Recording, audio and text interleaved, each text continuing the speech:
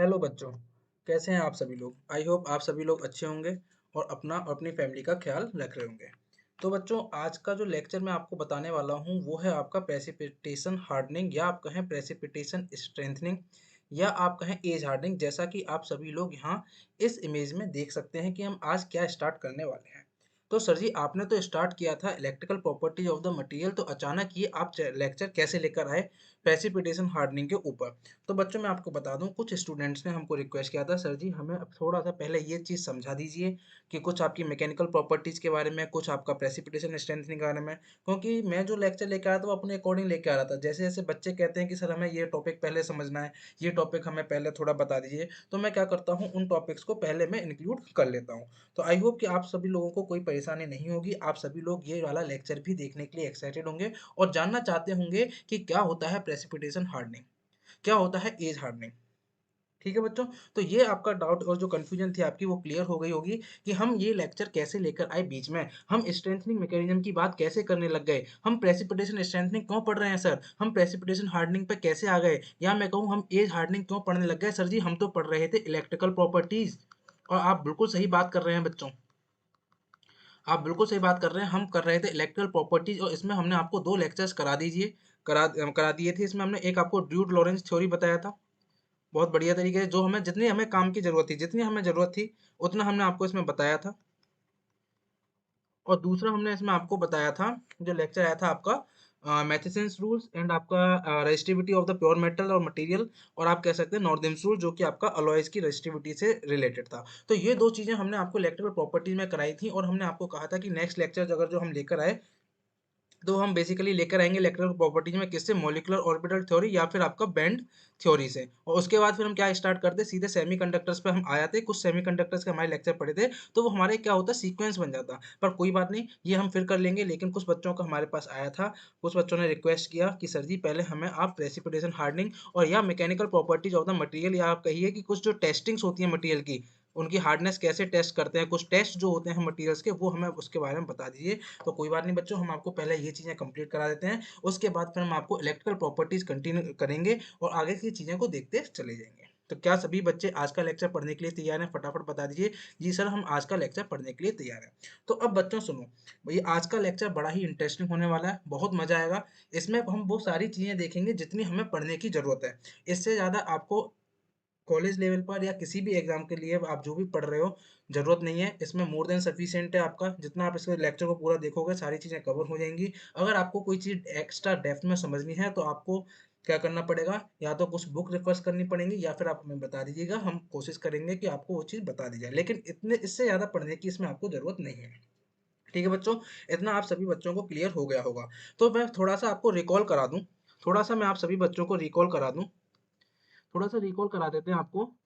क्या सर जी, क्या रिकॉल कराने वाले हैं? तो हम आपको रिकॉल कराने वाले हैं बच्चों, हमने आपको क्या पढ़ाया था, हमने आपको पढ़ाया था कि जो फेरस मटेरियल्स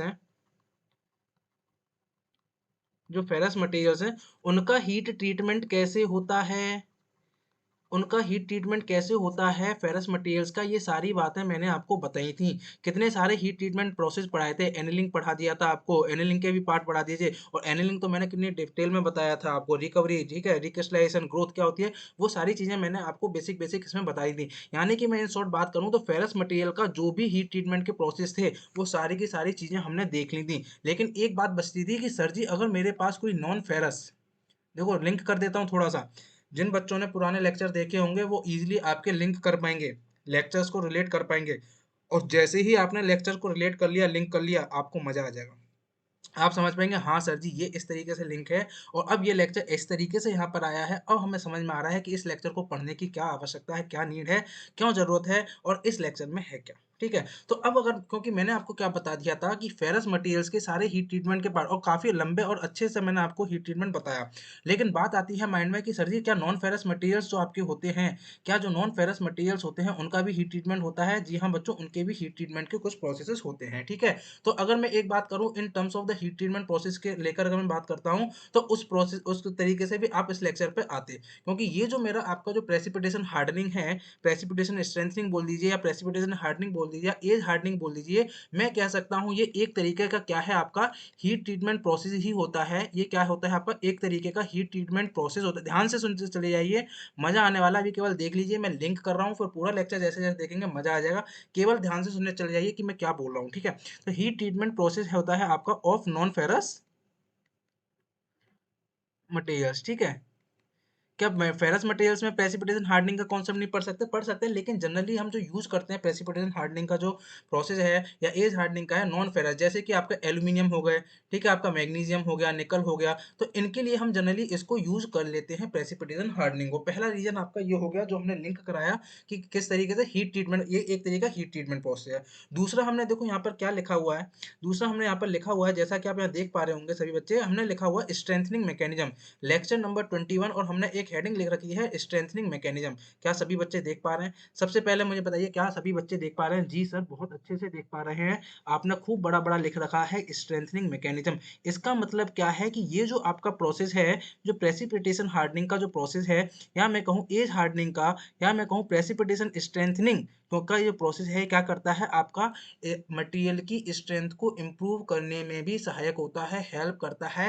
यानी कि ये मटेरियल की स्ट्रेंथ को भी इम्प्रूव करता है, यानी कि it is a one kind of the strengthening mechanism. यानी कि कुछ मेरी स्ट्रेंथनिंग मैकेनिज्म, मैंने आपको क्या बताया था, मैंने आप सभी बच्चों को बोला था कि स्ट्रेंथनिंग मैकेनिज्म के ऊपर हम आपके लेक्चर्स लेकर आएंगे, ठीक है, हमने बोला था। लेकिन बच्चों ने रिक्वेस्ट किया कि सर जी पहले हमें प्रेसिपिटेशन हार्डनिंग का थोड़ा सा कॉन्सेप्ट बता दीजिए, तो हमने सोचा कि इससे जुड़ी हुई जो चीजें हैं वो बता दी जाएं। पहली कौन सी कि एक तरीका हीट ट्रीटमेंट प्रोसेस है, जो कि हमारा किसके अंदर आता है, जब हम बात करते हैं नॉन फेरस मटेरियल्स के हीट ट्रीटमेंट प्रोसेसेस की, तो उसमें भी प्रेसिपिटेशन हार्डनिंग यही पढ़ा जाता है सेम। और जब हम बात करते हैं स्ट्रेंथनिंग मैकेनिज्म की, तब भी हम प्रेसिपिटेशन हार्डनिंग सेम पढ़ते हैं। तो इसके दोनों में ही यूज है, एक आपका क्या है हीट ट्रीटमेंट प्रोसेस की तरह भी यूज हो रहा है आपका, और दूसरा क्या है मटेरियल की स्ट्रेंथ को इंक्रीज करने में भी यूज हो रहा है। समझ में आ गया कि ये जो टॉपिक है आपका प्रेसिपिटेशन हार्डनिंग का, ये स्ट्रेंथनिंग मैकेनिज्म से कैसे जुड़ा हुआ है, और मेरा नॉन फेरस मटेरियल्स के हीट ट्रीटमेंट प्रोसेस से कैसे जुड़ा हुआ है।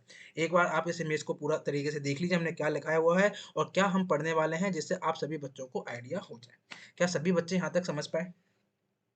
क्या सभी बच्चे यहाँ तक समझ पाए? सभी बच्चे एक बार मुझे कंफर्म कर दीजिए, जी सर हम यहाँ पर समझ पाए हैं। हमें अब लेक्चर आगे देखना है कि प्रेसिपिटेशन हार्डनिंग में क्या होता है, क्या क्या चीज़ें होती हैं, और सर जी जैसा कि आपने बताया कि एक हीट ट्रीटमेंट प्रोसेस है, तो किस तरीके से ये एक हीट ट्रीटमेंट प्रोसेस है वो हमें बताइएगा, और कैसे ये मटेरियल की स्ट्रेंथ को आपका सर जी इंप्रूव कर रहा है, इंक्रीज कर रहा है, वो जानने के लिए हम बिल्कुल एकदम बेकाबू हैं। सर जी हमें बता दीजिए, क्योंकि मटेरियल की स्ट्रेंथ इंक्रीज हो रही है, यानी कि मटेरियल की प्रॉपर्टीज में कुछ ना कुछ एनहेंसमेंट हो रहा होगा। और ऐसा मटेरियल इंजीनियर जब हम बात करते हैं, तो हम पूरी किस चीज़ की बात करते हैं, क्या चीज़ पढ़ते हैं कि मैं अपने मटेरियल की प्रॉपर्टीज को कैसे इंप्रूव कर सकूं।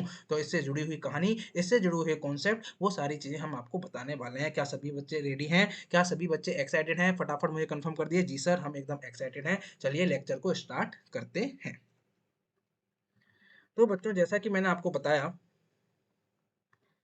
तो सभी स्टूडेंट देखिए, जैसा कि मैंने आपको बताया कि आपका जो प्रेसिपिटेशन हार्डनिंग है, या मैं कहूँ प्रेसिपिटेशन स्ट्रेंथनिंग, या इसका एक और नाम होता है क्या आपका एज हार्डनिंग, ठीक है। तो ये आपका क्या होता है, एक क्या है, एक स्ट्रेंथनिंग की मैकेनिज्म का काइंड है, one of the kind of the strengthening mechanism. यानी कि मतलब क्या है सर जी, इसका मतलब ये है कि मेरे पास कुछ मटेरियल, मेरे पास कोई मटेरियल है, इस मटेरियल की स्ट्रेंथ को अगर मुझे इंक्रीज करना है, इस मटेरियल की स्ट्रेंथ को इंक्रीज करना है, तो मेरे पास कुछ तरीके होंगे, एक तरीका, दूसरा तरीका, तीसरा तरीका, उनमें से कोई एक तरीका आपका प्रेसिपिटेशन हार्डनिंग भी होगा। तो हमने आपको देखो यहाँ लगा रखा है कि पहला एक तरीका होता है ग्रेन साइज रिडक्शन, ठीक है, दूसरा आपका होता है सॉलिड सॉल्यूशन अलोइंग, ठीक है। अलोइंग करने से हमने आपको अलोइंग का थोड़ा सा आइडिया दिया था जब हमने अलोइंग स्टार्ट किया था, कि अलोइंग करने से मटेरियल की स्ट्रेंथ इंप्रूव होती है, ठीक है। जिन बच्चों ने लेक्चर नहीं देखोगे देखिएगा, जब हम आपको स्ट्रेंथिंग मैकेनिज्म और डिटेल में पढ़ाएंगे तो ये वहाँ पर कंफर्म, वहाँ पर आपको क्लियर कर देंगे।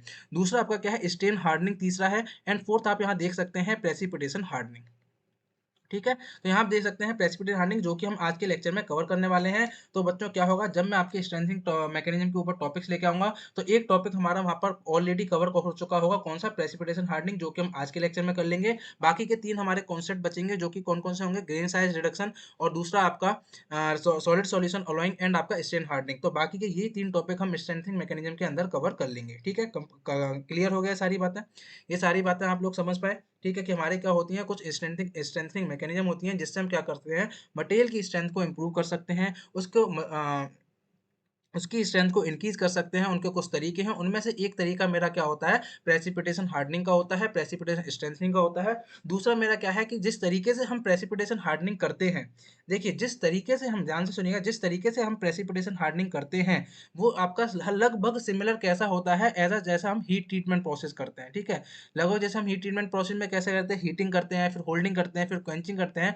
तो कुछ कुछ आपका जो प्रोसेस होता है वो आपका ऐसा ही होता है, लेकिन थोड़ा सा तरीका इसमें अलग होता है। इसीलिए आपका क्या है, इसको हीट ट्रीटमेंट प्रोसेस भी बोला जाता है। किसका, नॉन फेरस का। किसके लिए, नॉन फेरस के लिए जनरली यूज किया जाता है। नॉन फेरस के लिए जैसे आपका एल्यूमिनियम हो गया, निकल हो गया, मैंने, तो इनके लिए जनरली यूज किया जाता है। मतलब ये है कि इन मटेरियल्स की स्ट्रेंथ को इंक्रीज करने के लिए हम प्रेसिपिटेशन हार्डनिंग या प्रेसिपिटेशन स्ट्रेंथिंग या मैं कहूँ एज हार्डनिंग वाले मेथड को प्रोसेस को हम यूज करते हैं। क्या सभी बच्चों को क्लियर हो गया? यहाँ तक बता दीजिए फटाफट। जी बिल्कुल हमको क्लियर हो गया है। तो चलिए बच्चों स्टार्ट करते हैं। ये स्टार्ट करते हैं, जानेंगे इससे जुड़ी हुई कहानी, कैसे आपका ये एज हार्डनिंग का, कैसे ये प्रेसिपिटेशन स्ट्रेंथनिंग का कॉन्सेप्ट आपका आया और किस तरीके से आपका आज के उसमें हम प्रेसिपिटेशन हार्डनिंग को करते हैं। और दूसरी बात ये जानेंगे कि कैसे आपकी प्रेसिपिटेशन हार्डनिंग से मटेरियल की स्ट्रेंथ इंक्रीज हो जाती है, जो कि हमको बेसिकली समझना है। क्या सभी बच्चे स्टार्ट करें? तैयार हैं? क्या सभी बच्चे तैयार हैं? बिल्कुल तैयार हैं सर जी। तो अब हम यहाँ पर आपको बताने वाले हैं कहानी कि ये प्रेसिपिटेशन हार्डनिंग की कहानी स्टार्ट कैसे हुई, कैसे आपका मतलब ये प्रेसिपिटेशन हार्डनिंग का, एज हार्डनिंग का कॉन्सेप्ट आया कैसे, ये सारी हम बात करते हैं इसमें। ठीक है, तो चलो मैं आपको एक छोटी सी कहानी सुनाता हूँ जिससे आपको क्या है, रिलेट कर पाओगे, आपको इजीली समझ में आ जाएगा। तो बच्चों क्या थे ये जो एज हार्डनिंग का, ये जो प्रेसिपिटेशन हार्डनिंग, मैं यहाँ लिख देता हूँ, ये जो आपकी एज हार्डनिंग थी, ध्यान से सुनते चलिए, ये मजा आएगा। एज हार्डनिंग है या जो आपका प्रेसिपिटेशन हार्डनिंग है, ठीक है, ये जो एज हार्डनिंग है या प्रेसिपिटेशन हार्डनिंग है, ये जो मेथड था आपका, ये आपका ओरिजिनली डिस्कवर किया था किसमें, आपका एल्यूमिनियम अलॉयज में। ठीक है, सबसे पहले किसमें डिस्कवर किया गया था, आपका एल्यूमिनियम अलॉयज में। एल्यूमिनियम अलॉयज में आपका डिस्कवर किया गया था, और किसने किया था, आपका एल्फ्रेड विल्म्स ने। तो ये आपको याद रखना है, या आपको याद रखेंगे, अच्छी बात है। कहीं पूछ लिया तो आप बता दोगे, वैसे आप कहानी की तरह सुनते चले जाइए। तो क्या होता है कि ये जो एज हार्डनिंग का जो कॉन्सेप्ट है, जो प्रेसिपिटेशन हार्डनिंग का जो कॉन्सेप्ट है, ये सबसे पहले आपका दिया था किसने, एल्फ्रेड विल्म ने दिया था। और ये किस पर एक्सपेरिमेंट कर रहे थे, ये एल्यूमिनियम अलॉयज पर काम कर रहे थे। ये क्या चाह रहे थे, ये चाह रहे थे कि मैं एल्यूमिनियम की किस तरीके से स्ट्रेंथ को इंक्रीज कर सकता हूँ। उस बेस पर ये वर्क कर रहे थे अपनी लेबोरेटरी में, एक्सपेरिमेंट पे एक्सपेरिमेंट कर रहे थे। और क्या होता है, एक्सीडेंटली, एक्सीडेंटली मतलब क्या, अचानक से ही एक दिन क्या होता है, एल्यूमिनियम की स्ट्रेंथ बढ़ जाती है। एल्यूमिनियम की स्ट्रेंथ, ये क्या देखते हैं कि मेरे एल्यूमिनियम की स्ट्रेंथ, मेरे एल्यूमिनियम की हार्डनेस इंक्रीज हो गई, इंक्रीज हो गई। एक्सीडेंटली होता है, कैसे होता है, वो सारी चीजें अब हम देखते हैं। ठीक है, तो सबसे हम पहले बता देते हैं, यहाँ पर आप देख सकते हैं, ये हैं आपके प्रोफेसर एल्फ्रेड विल्म, जिनका जन्म हुआ था आपका 1869 में, 1869 में बॉर्न हुए थे इन जर्मनी। ठीक है, इनका जन्म आपका कहाँ हुआ था, जर्मनी में आपका हुआ था। ठीक है, तो इन्होंने एक्सीडेंटली क्या करा, आपका एल्यूमिनियम, क्योंकि आपका वर्क कर रहे थे, एक्सपेरिमेंट कर रहे थे आपके, कि मुझे क्या करना है, एल्यूमिनियम के अलॉयज की क्या करनी है, स्ट्रेंथ को, हार्डनेस को बढ़ाना है। लेकिन क्या हो रहा था, सक्सेस नहीं मिल पाई थी। लेकिन क्या होता है, एक दिन, वो कौन सा दिन होता है, वो कैसे होता है, वो हम सारी बातें आपको बताना है। एक दिन अचानक से क्या देखते हैं ये, एक दिन अचानक से देखते हैं कि मेरे एल्यूमिनियम अलॉय की स्ट्रेंथ तो इंक्रीज हो गई, मेरे एल्यूमिनियम अलॉय की हार्डनेस इंक्रीज हो गई, बट कैसे, क्वेश्चन उठ के आता है, लेकिन कैसे, ये नहीं समझ में आया। फिर उन्होंने वर्क किस पे काम करना स्टार्ट किया आपका, कि इसकी स्ट्रेंथ इंक्रीज कैसे हो रही है, उसके रिलेटेड कुछ थ्योरीज आई आपकी। ठीक है, वो बात करेंगे। ठीक है, तो क्या होता है कि इनका जो जन्म हुआ था आपका एल्फ्रेड विल्म्स का, हम बात करेंगे प्रोफेसर एल्फ्रेड विल्म। ठीक है, हम क्या बोलेंगे, प्रोफेसर एल्फ्रेड विल्म। तो प्रोफेसर एल्फ्रेड विल्म ने आपका क्या करा था, इनका जन्म हुआ था आपका जर्मनी में, इनका जन्म हुआ था 1869 इन जर्मनी। ठीक है, और इस आपका बचपन में क्या थे, आपके क्या थे, एग्रीकल्चरल स्कूल में पढ़ते थे। बचपन में क्या करते थे, एग्रीकल्चरल स्कूल में पढ़ते, लिखने की जरूरत नहीं है, मैं सोचता हूँ लिखने की जरूरत नहीं है, आपको एक केवल बता दिया जाए, आप सुनते चलिए आइए। बचपन में क्या थे, एग्रीकल्चर स्कूल में पढ़ते थे, तो इनको इंटरेस्ट था किस सब्जेक्ट में, बताइए, गैस कर सकते हैं? जी सर, बिल्कुल कर सकते हैं। नहीं सर जी, नहीं समझा, कोई बात नहीं। ये इनको एक सब्जेक्ट में इंटरेस्ट था जिसका नाम था आपका केमिस्ट्री। ठीक है, पूरी कहानी देखते हैं शॉर्ट में। ठीक है, तो बचपन में क्या था, एक एग्रीकल्चर स्कूल में पढ़ते थे और इनको केमिस्ट्री में बहुत इंटरेस्ट था। ठीक है, तो केमिस्ट्री में इंटरेस्ट होने के कारण क्या होता है आपका, 1901 में, जैसे क्योंकि इंटरेस्ट इनका केमिस्ट्री में था, धीरे धीरे पढ़ते चले जाते हैं, बढ़ते चले जाते हैं, मटेरियल के बारे में और देखते हैं, सुनते हैं कि उसकी केमिस्ट्री के बारे में देखते हैं। तो 1901 में आपके क्या होते हैं, आपके एक क्या होते हैं, मेटलर्जिस्ट बन जाते हैं। 1901 में बिकेम मेटलर्जिस्ट। ठीक है, क्योंकि केमिस्ट्री में इंटरेस्ट था इनको, तो 1901 में क्या करते हैं, आपके मेटलर्जिस्ट चुन लेते हैं और मेटलर्जिस्ट से बन जाते हैं। और उसके बाद क्या करते हैं 1901 के बाद अपनी लेबोरेटरी में नॉन फेरस मटेरियल जो आपके होते हैं, जैसे कि एल्यूमिनियम हो गया, निकल हो गया, मैग्नीशियम हो गया, इनके ऊपर एक्सपेरिमेंट काम करते हैं। लेकिन ये कौन सा चुनते हैं, ये चुनते हैं मटेरियल आपका एल्यूमिनियम। यहाँ देख सकते हैं आप एल्यूमिनियम चुनते हैं आपका, तो ये मटेरियल एल्यूमिनियम चूज करते हैं और इस पर अपनी लेबोरेटरी में लगाते हैं, क्योंकि 1901 में ये मेटलर्जिस्ट बन गए। उसके बाद ये अपना पूरा जो डेडिकेट करते हैं आगे का, जो आपके कुछ टाइम डेडिकेट करते हैं किस पे, कि कैसे मैं इस एल्यूमिनियम अलॉय की स्ट्रेंथ को, हार्डनेस को इंक्रीज कर सकता हूं। तो पूरे के पूरे 2 साल ये क्या करते हैं अपनी लैब में, आपका पूरे के पूरे 2 साल क्या करते हैं, एक्सपेरिमेंट करते चले जाते हैं। अब कहानी क्या होती है, कैसे, अब कहानी देखो क्या होती है, मैं इसको थोड़ा सा डिलीट कर देता हूँ। रिकॉल करिए, रिकॉल करिए, अब देखो माइंड में क्या आएगा, रिकॉल करिए। अभी तक हमारे पास इंफॉर्मेशन क्या थी सर जी, अभी तक हमारे पास इंफॉर्मेशन ये थी कि अगर क्या हमने के पीछे क्या पढ़ा था सर जी, हमने पीछे पढ़ा था फेरस मटेरियल यानी कि आयरन, यानी कि हमने स्टील का पूरा देखा था कि किस तरीके से हम स्ट्रेंथ इसकी इंक्रीज कराए थे, किस तरीके से हम उसकी हार्डनेस इंक्रीज कराए थे। क्या कोई बच्चा बता सकता है मेरे को? बिल्कुल, देखो हम सीखते भी चले जाएंगे, कहानी भी देखेंगे और चीज़ों को सीखेंगे भी, ठीक है, किस तरीके से। तो उन्होंने क्या करा था, देखो मैं बताता हूँ आपका, हमने जैसा कि पढ़ा था कि स्टील में अगर मुझे उसकी हार्डनेस इंक्रीज करनी है तो मैं क्या बना दूं, मार्टेनसाइट बना दूं। अगर मुझे स्टील की हार्डनेस को इंक्रीज करना है तो क्या बना दूं, अगर मैं मार्टेनसाइट स्ट्रक्चर बना दूंगा तो उसकी क्या होगी, हार्डनेस बढ़ जाएगी। और मार्टेनसाइट जब हम बनाते थे तो हम क्या करते थे, मटेरियल को यानी स्टील जो था उसे ऑस्टेनेटिक टेम्परेचर तक आपका हीट करते थे, फिर थोड़ी देर होल्ड करते थे और उसे कूल कर देते थे, क्वेंचिंग कर देते थे। क्वेंचिंग क्यों करते थे, जिससे कि हमें हाई कूलिंग रेट्स मिले। और जो ट्रिपल टी डायग्राम की क्या होती है, आपकी जो नोज होती है उसको मिस करते हुए मेरा आपका कूलिंग कब चला जाए तो मुझे मार्टेनसाइट मिल जाएगा। और मुझे मार्टेनसाइट मिल गया तो मुझे क्या मिल जाएगी, स्टील की हार्डनेस बढ़ती हुई दिख जाएगी, मुझे मेरी स्टील की हार्डनेस इंक्रीज हो जाएगी। तो ये हमारे पास एक कॉन्सेप्ट पहले से ऑलरेडी अवेलेबल था, किसके केस में, फेरस मटेरियल्स के केस में। क्या आप सभी बच्चे एग्री करते हैं? क्या आप सभी बच्चे एग्री करते हैं? जी सर, हम सभी एग्री करते हैं, ये बात आपने हमको पढ़ाया है, ये सारी बातें हमको पता है। और जिस भी स्टूडेंट ने नहीं पता है कि क्या हम बात कर रहे हैं, तो उन्हें क्या करना है, प्रीवियस लेक्चर जाके देखिएगा, फेज डायग्राम के सारे लेक्चर देखिए, क्योंकि यहाँ पर सारी चीज़ें यूज होने वाली हैं। फेज डायग्राम जाके देखिए, और स्टील का जो हमने आपको बताया था मार्टेनसाइट कैसे बनता है और ट्रिपल टी डायग्राम क्या होते हैं, ये सारी चीज़ें पहले आप जाके देखिए। अगर आपने ये सारी चीज़ें देखी होंगी तो आपको आज के लेक्चर में मजा आने वाला है, काफ़ी चीज़ें आप सीखने वाले हैं। ठीक है, तो आप सभी बच्चों को ये सारी चीज़ मैं यहाँ नहीं बताऊंगा, नहीं तो लेक्चर लंबा, और बताने का जरूरत भी नहीं है, क्योंकि ये अलग एक कॉन्सेप्ट है जो कि हम पढ़ा चुके हैं, वो आपको पीछे जाकर देखना पड़ेगा। तो एल्फ्रेड विल्म के पास क्या था, एल्फ्रेड विल्म के पास एक कॉन्सेप्ट था कि मेरे फेरस मटेरियल की, मेरा क्या होता है, फेरस मटेरियल्स के केस में अगर मुझे हार्डनेस इंक्रीज करनी है, इंप्रूव करनी है, तो मैं मार्टेनसिटिक स्ट्रक्चर बनाता था। और मार्टेनसिटिक स्ट्रक्चर बनाने के केस में मैं क्या करता था, तीन प्रोसेस, मतलब तीन स्टेप फॉलो करता था। सबसे पहले मैं क्या करता था, हीटिंग करता था, हीटिंग, फिर मैं होल्डिंग करता था और फिर मैं आपकी क्वेंचिंग करा देता था, जिससे मेरा क्या होता था, मार्टेनसाइट स्ट्रक्चर बन जाता था और मेरा क्या हो जाता था, स्टील की हार्डनेस बढ़ जाती थी। तो यही कॉन्सेप्ट को इन्होंने क्या करा, एल्यूमिनियम में यूज कर लिया। ठीक है, इनको भी लगा कि अगर मैं एल्यूमिनियम में यही कॉन्सेप्ट यूज करता हूं तो क्या मेरे एल्यूमिनियम की स्ट्रेंथ, हार्डनेस बढ़ेगी या नहीं बढ़ेगी। 2 साल तक, पूरे के पूरे 2 साल तक, 2 ईयर्स तक, सॉरी, थोड़ा राइटिंग पे मत जाना क्योंकि थोड़ी कहानी टाइम में बता रहा हूँ, तो हो सकता है राइटिंग थोड़ी इधर उधर हो, लेकिन आप सुनते चलिए बस मजे से। तो पूरे 2 साल तक इन्होंने लेबोरेटरी में एक्सपेरिमेंट किए, अलग अलग आपकी कंपोजिशंस ली अलॉय की। अलॉय कौन सा लिया था इन्होंने, एल्यूमिनियम अलॉय लिया था।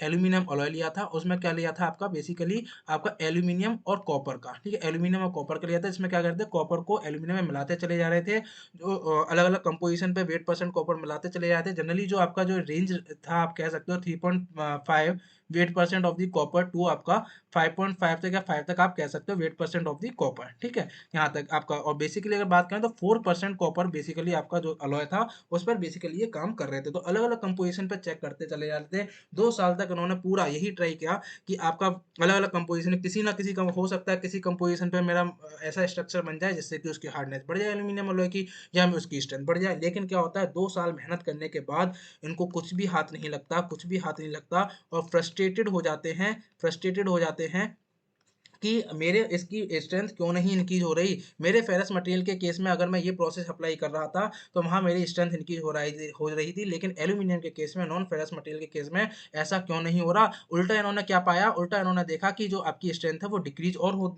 देखने को मिली, यानी कि स्ट्रेंथ और जो हार्डनेस बढ़ने की वजह क्या हुई, आपकी डिक्रीज और हो गई। बड़े चक्कर में पड़ गए, बड़े एकदम दुविधा में पड़ गए कि भैया क्या किया जाए। 2 साल मैंने पूरी मेहनत लगा करा, अलग अलग कंपोजिशन मैंने लगा लगा के करा, लेकिन कुछ भी हाथ नहीं लगा। लेकिन क्या हो रहा है, स्ट्रेंथ बढ़ने का, हार्डनेस बढ़ने का नाम नहीं ले रही। उल्टा बहुत से केसेस में मुझे क्या देखने को मिल रहा है, स्ट्रेंथ और हार्डनेस डिक्रीज और हो जा रही है मेरे एल्यूमिनियम अलॉय की। फ्रस्ट्रेट हो जाते हैं। अब उनको ये नहीं समझ में आया कि ऐसा हो क्यों रहा है, कि ये मेरा एल्यूमिनियम सॉफ्ट क्यों हो जा रहा है। अगर मैं यही प्रोसीजर सेम स्टील वाला फॉलो कर रहा हूँ तो मेरा एल्यूमिनियम सॉफ्ट क्यों हो जा रहा है, मुझे डक्टिलिटी क्यों मिल रही है, मुझे हार्डनेस क्यों नहीं मिल रही है। ठीक है, मुझे हार्डनेस क्यों नहीं मिल रही है। इस तरीके से इन्होंने एक्सपेरिमेंट किए, करते चले जाते हैं लेकिन हार नहीं मानते। अब क्या होता है, ठीक है, अब क्या होता है, और एक्सपेरिमेंट करते हैं और एक्सपेरिमेंट करते हैं। अब आ जाते हैं 1906 में।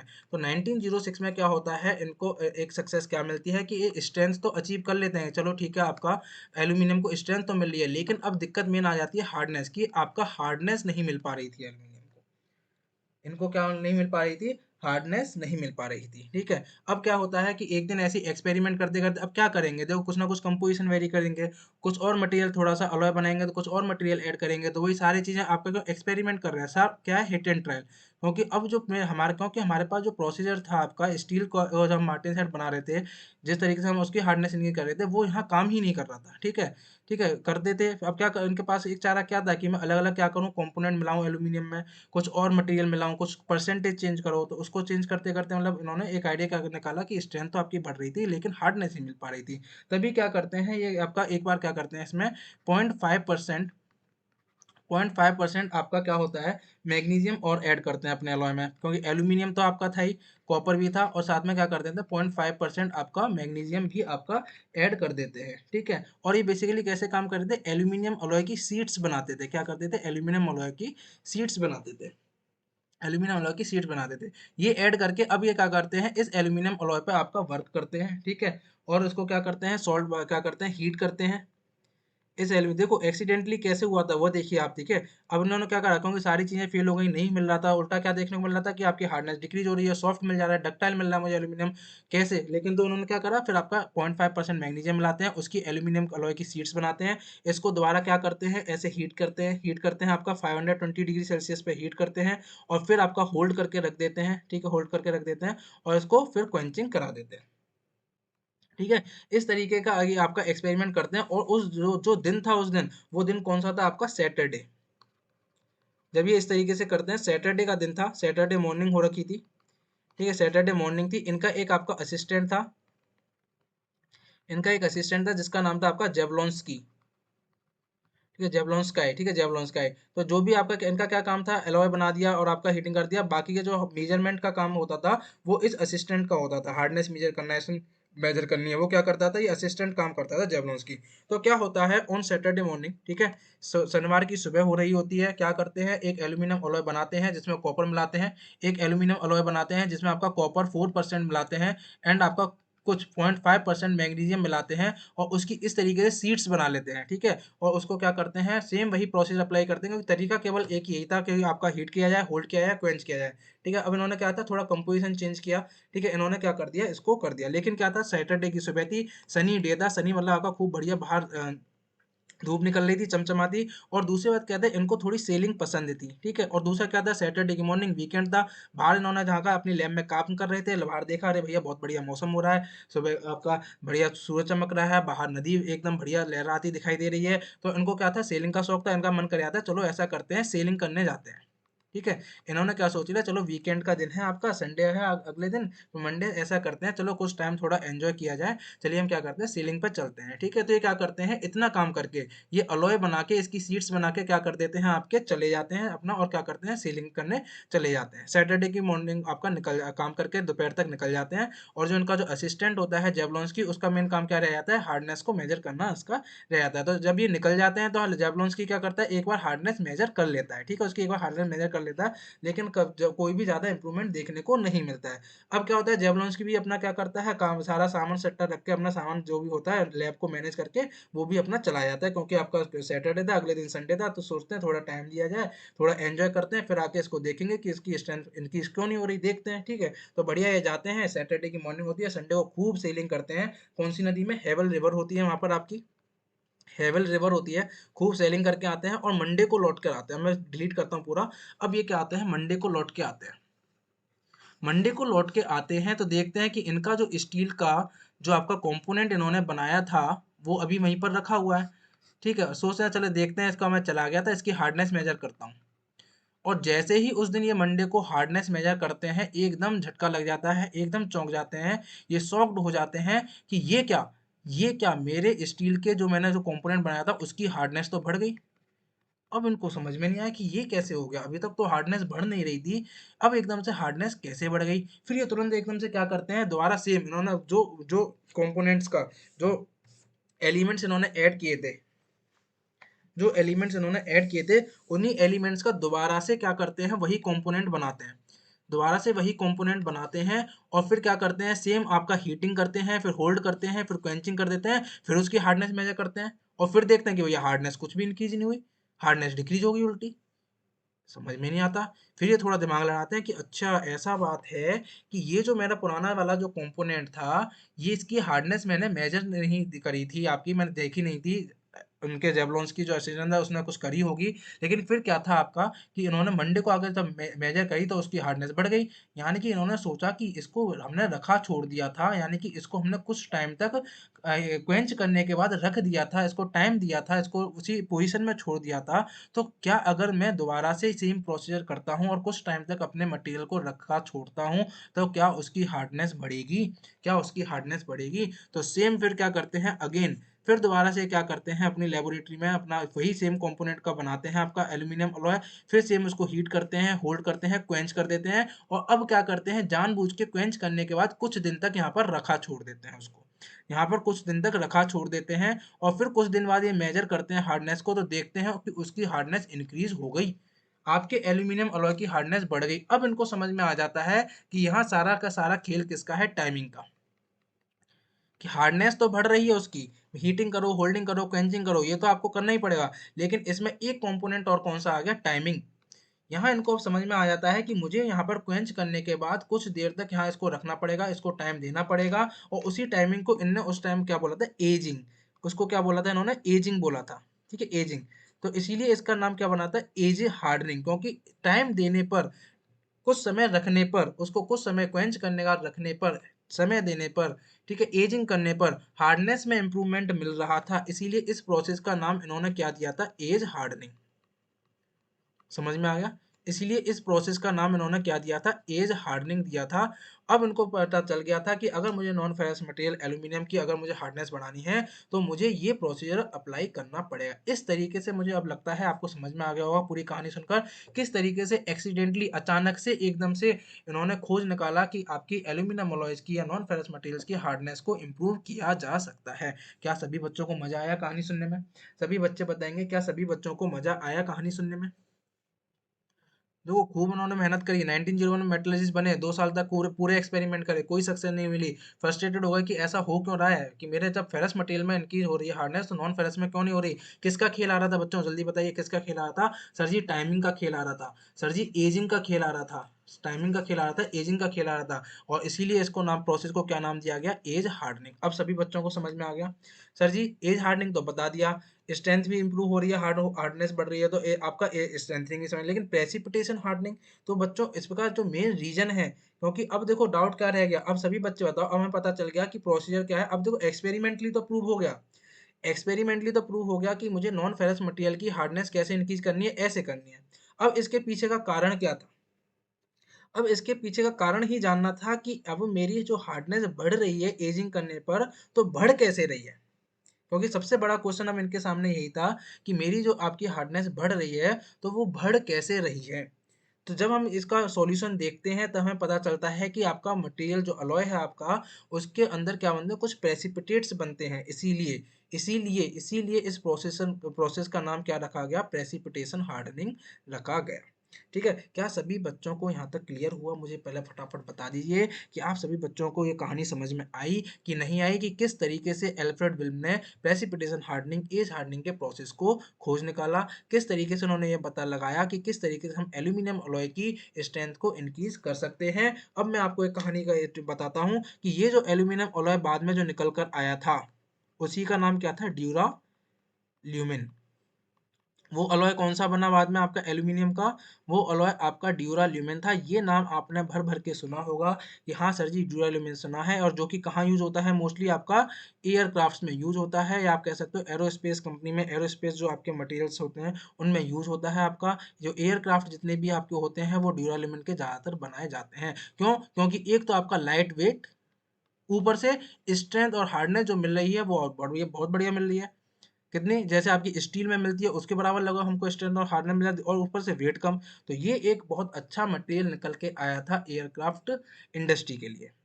समझ में आ गया? यहाँ तक सभी बच्चों को क्लियर हो गया? सभी बच्चे फटाफट बताएं, यहाँ तक सभी बच्चों को क्लियर हुआ या नहीं हुआ कि किस तरीके से एज हार्डनिंग आपका आया? सभी बच्चों की आवाज़ें मुझे सुनाई दे रही हैं। जी सर, एकदम मज़ा आ गया, हमें पूरा वो समझ में आ गई कहानी किस तरीके से एल्फ्रेड विल्म ने as hardening process, precipitation hardening process को बताया, एक्सपेरिमेंटली प्रूव कर दिया कि हाँ किस तरीके से एल्यूमिनियम अलॉय की हार्डनेस को इंक्रीज किया जा सकता है, और किस तरीके से इसका नाम एज हार्डनिंग पड़ा, और किस तरीके से इसका नाम प्रेसिपिटेशन हार्डनिंग या प्रेसिपिटेशन स्ट्रेंथनिंग नाम पड़ा। क्लियर हो गया? बिल्कुल। अब हमें क्या पढ़ना है कि ये प्रेसिपिटेशन हार्डनिंग होता क्या है, इसके अंदर के कॉन्सेप्ट को देख लेते हैं कि जो स्ट्रेंथ बढ़ रही है वो बढ़ क्यों रही है। ये जो स्ट्रेंथ बढ़ रही है वो बढ़ क्यों रही है? अब देखो सिंपल सा एक कॉन्सेप्ट क्या है, अगर मैं आपसे बात करूं, इसे मैं डिलीट कर देता हूं। अगर मैं आपसे बात करूं तो मैंने आपको जो पढ़ाया था, आप सभी बच्चों से अगर मैं पूछूं कि मटेरियल की, कोई भी जो मटेरियल है, कॉमन सेंस कहता है ये, ठीक है, कॉमन सेंस कहता है, आप बताइएगा सभी कि मटेरियल की जो प्रॉपर्टीज होती हैं वो किस पे डिपेंड करती है। बचपन से पढ़ते आ रहे हैं, जब से हमने आपको इंजीनियरिंग मटेरियल्स के लेक्चर्स स्टार्ट, मतलब पूरा कोर्स स्टार्ट किया, तभी हमने आपको एक फ्लो चार्ट बताया था जो कि आपको याद रखना है कि मटेरियल्स की प्रॉपर्टीज किस पे डिपेंड करती हैं। मटेरियल की प्रॉपर्टीज डिपेंड करती हैं सर जी उसके स्ट्रक्चर पर। क्या सभी बच्चे बता सकते हैं? स्ट्रक्चर पर, यानी कि अगर मैं कहूँ माइक्रो स्ट्रक्चर पर, ठीक है, और जब माइक्रो स्ट्रक्चर पर डिपेंड कर रही हैं तो आपका एल्फ्रेड विल्म के माइंड में भी क्या आया होगा कि मेरी एल्यूमिनियम अलॉय की जो मेरा हार्डनेस बढ़ रही है वो बढ़ क्यों रही है, तो इनके माइंड में भी यही आया कि कहीं उसके माइक्रो स्ट्रक्चर में तो कोई चेंज नहीं हो रहा, कहीं उसके माइक्रो स्ट्रक्चर में कोई परिवर्तन तो नहीं हो रहा। क्या ये जो हार्डनेस मुझे मिल रही है एल्यूमिनियम अलॉय में, देखो कॉमन सेंस ही बात है, क्योंकि हम पढ़ते आ रहे हैं पूरा स्टार्टिंग, तो हम भी फील कर सकते हैं हाँ कि अगर हम भी होते तो हमारे माइंड में भी यही आता कि क्यों बढ़ रही है, क्योंकि हमने फ्लो चार्ट पढ़ा था कि मटेरियल की प्रॉपर्टीज जो डिपेंड करती हैं उसके स्ट्रक्चर पर डिपेंड करती हैं जनरली। तो उनके भी माइंड में आया कि मेरी जो हार्डनेस बढ़ रही है वो ऐसी क्यों बढ़ रही है, हो सकता है कि मेरे एल्यूमिनियम अलॉय के स्ट्रक्चर में कुछ परिवर्तन आया हो। इनकी मैंने कॉमन सेंस की बात है, आप सभी बच्चे बताइए कि कॉमन सेंस वाली बात है या नहीं? हाँ बिल्कुल है सर जी। तो इनको भी माइंड में क्या आया कि हो सकता है कि इसका माइक्रो स्ट्रक्चर बदल रहा हो जिसकी वजह से मेरे को एल्यूमिनियम अलॉय की हार्डनेस में इंक्रीमेंट देखने को मिला। लेकिन जब इन्होंने क्या करा, माइक्रो स्ट्रक्चर पर स्टडी करी, तो इन्होंने क्या देखा कि उसके स्ट्रक्चर में कोई भी ज़्यादा परिवर्तन देखने को नहीं मिला। यानी कि इतना पता चल गया कि ये जो मेरे एल्यूमिनियम अलॉय की जो हार्डनेस मुझे मिल रही है इनकी, वो उसके स्ट्रक्चर की वजह से नहीं है, वो उसके स्ट्रक्चर की वजह से नहीं मिल रही थी। यानी कि स्ट्रक्चर चेंज होने की वजह से ये हार्डनेस नहीं थी, यानी कि इस हार्डनेस को इंक्रीज होने का कारण कुछ और था। इस हार्डनेस के इंक्रीज होने का कारण क्या था सर जी? कुछ और था। वो और कारण क्या था? वही और कारण क्या है बच्चों? वही और कारण क्या है कि प्रेसिपिटेट्स बन रहे थे यहाँ पर, प्रेसिपिटेट्स बन रहे थे। अब ये क्या चीज़ है वो हम आपको अभी बताएंगे लेक्चर में, और इसी कारण इस एज हार्डनिंग प्रोसेस का नाम क्या पड़ा था? प्रेसिपिटेशन हार्डनिंग पड़ा था। अब आपको देखो एक पॉइंट यहाँ से ये भी क्लियर होगा, अगर आपसे कोई पूछता है कि क्या एल्यूमिनियम अलॉयज में जो उनकी हार्डनेस में इंक्रीमेंट होता है, कैसे? क्वेंचिंग करने पर, ठीक है, एजिंग करने पर, क्या वो उनके माइक्रो स्ट्रक्चर में चेंज होने की वजह से होता है? तो क्या अगर मैं पूछूं ये ट्रू है या फॉल्स है, तो आप क्या बताएंगे? इसमें फॉल्स लगाएंगे, क्योंकि माइक्रो स्ट्रक्चर में ऐसा इतना डिफरेंस नहीं देखने को, यानी ये जो हार्डनेस थी ये माइक्रो स्ट्रक्चर की वजह से नहीं थी। इन्होंने भी कोशिश की, माइक्रो स्ट्रक्चर खूब पढ़ा, लेकिन बाद में क्या पाया, ये एकदम सरप्राइज हो गए, चौंक चौंक गए आपके एल्फ्रेड में कि ये क्या हो गया। हमने अभी तक देखा था, ज़्यादातर हम जो बात कर रहे थे कि मटेरियल की जो प्रॉपर्टीज होती हैं, जो प्रॉपर्टी में जो भी इंप्रूवमेंट होता है वो उनके माइक्रो स्ट्रक्चर पर डिपेंड करता है, सीधी बात है। लेकिन एल्यूमिनियम अलॉय के केस में ऐसा नहीं हुआ था। इस केस में क्या बन रहे थे? प्रेसिपिटेट्स बन रहे थे। अब हम बच्चों स्टार्ट करने वाले हैं प्रेसिपिटेशन हार्डनिंग डिटेल में, पूरा एज हार्डनिंग पूरा डिटेल में क्या होता है, क्या क्या आपको एग्जाम में अगर आता है तो क्या क्या चीज़ें आपको लिखनी पड़ेंगी। आप यहाँ से नोट्स भी बना सकते हैं, स्क्रीनशॉट भी ले सकते हैं, जो भी आपको सूटेबल लगे वो आप यहाँ से कर सकते हैं, ठीक है। तो अब हम स्टार्ट करते हैं प्रेसिपिटेशन हार्डनिंग। ठीक है, क्या सभी बच्चों को यहाँ तक क्लियर हो गया जितना मैंने आप सभी को बताया? सभी बच्चे एक बार हमको बता दीजिए, लाइक कर दीजिए, कमेंट में लिख दीजिए जी सर हमको क्लियर हो गया है, यहाँ तक लेक्चर समझ में आया है, अच्छा लग रहा है, कहानी समझ में आई, किस तरीके से आपका अल्फ्रेड विल्म ने एज हार्डनिंग प्रोसेस को खोज निकाला। अगर ये सारी चीज़ें समझ में आई तो एक लाइक तो बनता है बच्चों, एक लाइक बनता है, एक कमेंट बनता है कि हाँ सर जी हमको समझ में आ गया, मजा आ गया। तो यहाँ से आप क्या करते हैं, हमारा पूरा लेक्चर स्टार्ट होता है, एक एक चीज को ध्यान से देखेंगे, एक एक चीज को ध्यान से देखेंगे, यहाँ से आप अपने नोट्स प्रिपेयर कर सकते हैं, नोट्स प्रिपेयर कर सकते हैं। ठीक है, यहाँ पर मैंने अब देखो मैंने भी क्या है कई जगह से जो मैंने पूरा लेक्चर बनाया है, कई जगह से मैंने यहाँ पर आपका रेफरेंस लिया है, कहीं एक जगह से लिया, 2 से 3 बुक मैंने देखी, खुद मैंने कुछ यूट्यूब लेक्चर्स भी देखे, कुछ मैंने आपके रिसर्च पेपर्स भी देखे, उन सारी चीज़ों से लेकर मैंने आपका क्या करा है, ये लेक्चर बनाया है पूरा का पूरा। तो आपके अगर एग्जाम में प्रेसिपिटेशन हार्डनिंग से लेकर कुछ भी आपको लिखने को आता है तो इतना आपके पास मटेरियल जो यहाँ से मिलेगा वो सफिशियंट होगा, आप उसको एग्जाम में लिख के आ सकते हैं, इससे ज़्यादा लिखने की और पढ़ने की मुझे जो लगता है आपको आवश्यकता नहीं है। ठीक है, तो पहले बात कर लेते हैं क्योंकि हमने आपको बता दिया डेफिनेशन क्या है, क्या ऑब्जेक्टिव, वो देख लीजिए क्या लिखा हुआ है, फिर एक एक चीज़ें सारी सारी चीज़ें हम क्या करेंगे डिटेल्स में देखेंगे। तो अगर आपसे क्वेश्चन पूछा जाता है what does precipitation hardening meaning, sir ji precipitation hardening है क्या, अगर आपसे पूछे तो आप यहाँ लिख लीजिएगा, देखो मैंने आपको लिख रखा है एज इट इज, आप इनको अपने नोट्स में लिख लीजिएगा। प्रेसिपिटेशन हार्डनिंग या स्ट्रेंथनिंग जो क्या है, one of the mechanism of the strengthening, एक तो क्या है आपकी स्ट्रेंथनिंग की जो एक मैकेनिज्म है वो है आपकी, और मोस्ट ऑफन जो आपका यूज किया जाता है वो किसके लिए यूज किया जाता है, आप यहाँ देख सकते हैं नॉन फेरस अलॉयज के लिए, मैंने आपको बताया। ठीक है, मोस्ट ऑफनली यूज किया जाता है। ठीक है, ऐसी बात नहीं है कि हम इसको विद विद रेस्पेक्ट टू या इन कॉन्टेक्स्ट हम स्टील और जो हमने पढ़ा था मार्टिन साइड उसके कॉन्टेक्स्ट में भी हम प्रेसिपिटेशन हार्डनिंग समझ सकते हैं, ऐसी बात नहीं है, लेकिन जनरली यूज किया जाता है नॉन फेरस अलॉयज में। तो आज के लेक्चर में हम नॉन फेरस अलॉय एल्यूमिनियम को लेकर ही सारी बातें करेंगे। ठीक है, क्योंकि वही इंपॉर्टेंट है और एग्जाम में वही पूछा जाता है। तो स्पेशली एल्यूमिनियम, यहाँ आप देख सकते हैं स्पेशली एल्यूमिनियम, ये सारी चीजें बाद में डिलीट कर दूंगा, आप इसका स्क्रीनशॉट आराम से ले सकते हैं। ठीक है, कोई जल्दीबाजी नहीं है, पहले समझ लीजिए। तो क्या है, one of the mechanism of the strengthening and most often use in the commercial strengthening of the non ferrous alloy specially aluminium and magnesium alloys, this is also known as the age hardening, इसको हम as hardening भी बोलते हैं, ये भी मैंने आपको पीछे कहानी में बता दिया। Because the strength develops with the time, क्योंकि जो आपकी स्ट्रेंथ है वो आपकी किसके साथ डेवलप हो रही है, टाइम। क्यों सर जी, क्योंकि हमने आपका इसको हीटिंग करी थी, क्वेंचिंग भी करी थी, सॉरी हीटिंग कर दिया, यहाँ पर होल्डिंग भी कर दिया, क्वेंचिंग भी कर दिया, उसके बाद हमें क्या देना पड़ेगा, एजिंग, एजिंग करानी पड़ेगी, उसे टाइम देना पड़ेगा, इसलिए इसको हम क्या बोलते हैं, एज हार्डनिंग बोलते हैं। ठीक है, तो this is also known as the age hardening because the strength develops with the time और as the alloy ages. Objective अगर आपसे पूछता है क्या है कि पूछ ले, ऑब्जेक्टिव लिख सकते हो, the objective of the precipitation hardening यानी कि strengthening is to create in a heat treated alloy a dense and a fine dispersion of a precipitate. मैंने आपको बताया कि आपका क्या था बेसिकली, यहाँ पर आपका माइक्रो स्ट्रक्चर में कोई भी चेंज नहीं हो रहा था, जब हमने देखा तो माइक्रो स्ट्रक्चर में कोई चेंज, यहाँ पर जो आपको स्ट्रेंथ मिल रही थी वो किसकी वजह से मिल रही थी, यहाँ पर बन रहे थे प्रेसिपिटेट्स। ठीक है, ये प्रेसिपिटेट्स क्या होते हैं, कैसे बनते हैं, वो हम सारी चीजें देखेंगे। यहाँ पर बन रहे थे प्रेसिपिटेट्स, वही ऑब्जेक्टिव में यहाँ पर लिखा हुआ है। तो मेन इसका ऑब्जेक्टिव क्या था आपका प्रेसिपिटेशन हार्डनिंग का, स्ट्रेंथनिंग का, is to create in a heat treated alloy a dense and fine dispersion of the precipitated particle in the matrix of the deformable metal. तो यहाँ पर क्या होता है कि आपका ये मेरा मटेरियल है, ठीक है, इसमें मैं जो भी आपका बाहर से जो आपका एलिमेंट मिला रहा हूँ, जैसे कि ये मेरा एल्यूमिनियम है और मैं एलॉय बना रहा हूँ, कॉपर का मिला रहा हूँ। ठीक है, तो आपको पता है जिसमें मिलाते हैं वो सॉल्वेंट होता है, पता होगा, बिल्कुल पता है सर जी, और जो मिलाते हैं वो सॉल्यूट होता है। तो यहाँ पर क्या हो गया, कॉपर के जो आपके एटम होंगे वो सॉल्यूट के एटम्स हो गए, यहाँ आपके सॉल्वेंट। तो ये जो मटेरियल जिसमें हम मिला रहे हैं इसको हम बोलते हैं मैट्रिक्स। ठीक है, मैट्रिक्स, और ये जो मैट्रिक्स जनरली होती है ये डक्टाइल होती है और सॉफ्ट होती है। ठीक है, डक्टाइल होती है और सॉफ्ट होती है। और जो हम आपका जो मटेरियल जो सॉल्यूट हम मिला रहे हैं उसको हम क्या बोलते हैं, ये आपका बेसिकली क्या थे, इनको हम बोलते हैं प्रेसिपिटेटेड पार्टिकल। यही जो आपके एलिमेंट के एटम है यही प्रेसिपिटेट आउट हो जाते हैं इस मैट्रिक्स में, जिसकी वजह से स्ट्रेंथ इंक्रीज होती है। ठीक है, जिसकी वजह से आपकी क्या होती है, स्ट्रेंथ इनकी, और ये जो आपके होते हैं ये आपके हार्ड होते हैं और स्ट्रॉन्ग होते हैं, ब्रिटल होते हैं। ठीक है, तो ये आपके इसमें मिलाए जाते हैं, और जो मैट्रिक्स होती है वो generally as comparison to the precipitate जो एटम है उसके कंपेरिजन में आपकी क्या होती है, डक्टाइल होती है। तो इसका मेन ऑब्जेक्टिव क्या है, अगर आपसे कोई पूछता है तो आप लिख दीजिएगा, the objective of the precipitation hardening and strengthening is to create in a heat treated alloy a dense and fine dispersion of precipitated particle in a matrix of deformable metal. बिल्कुल ठीक, समझ में आ गया, बिल्कुल आ गया।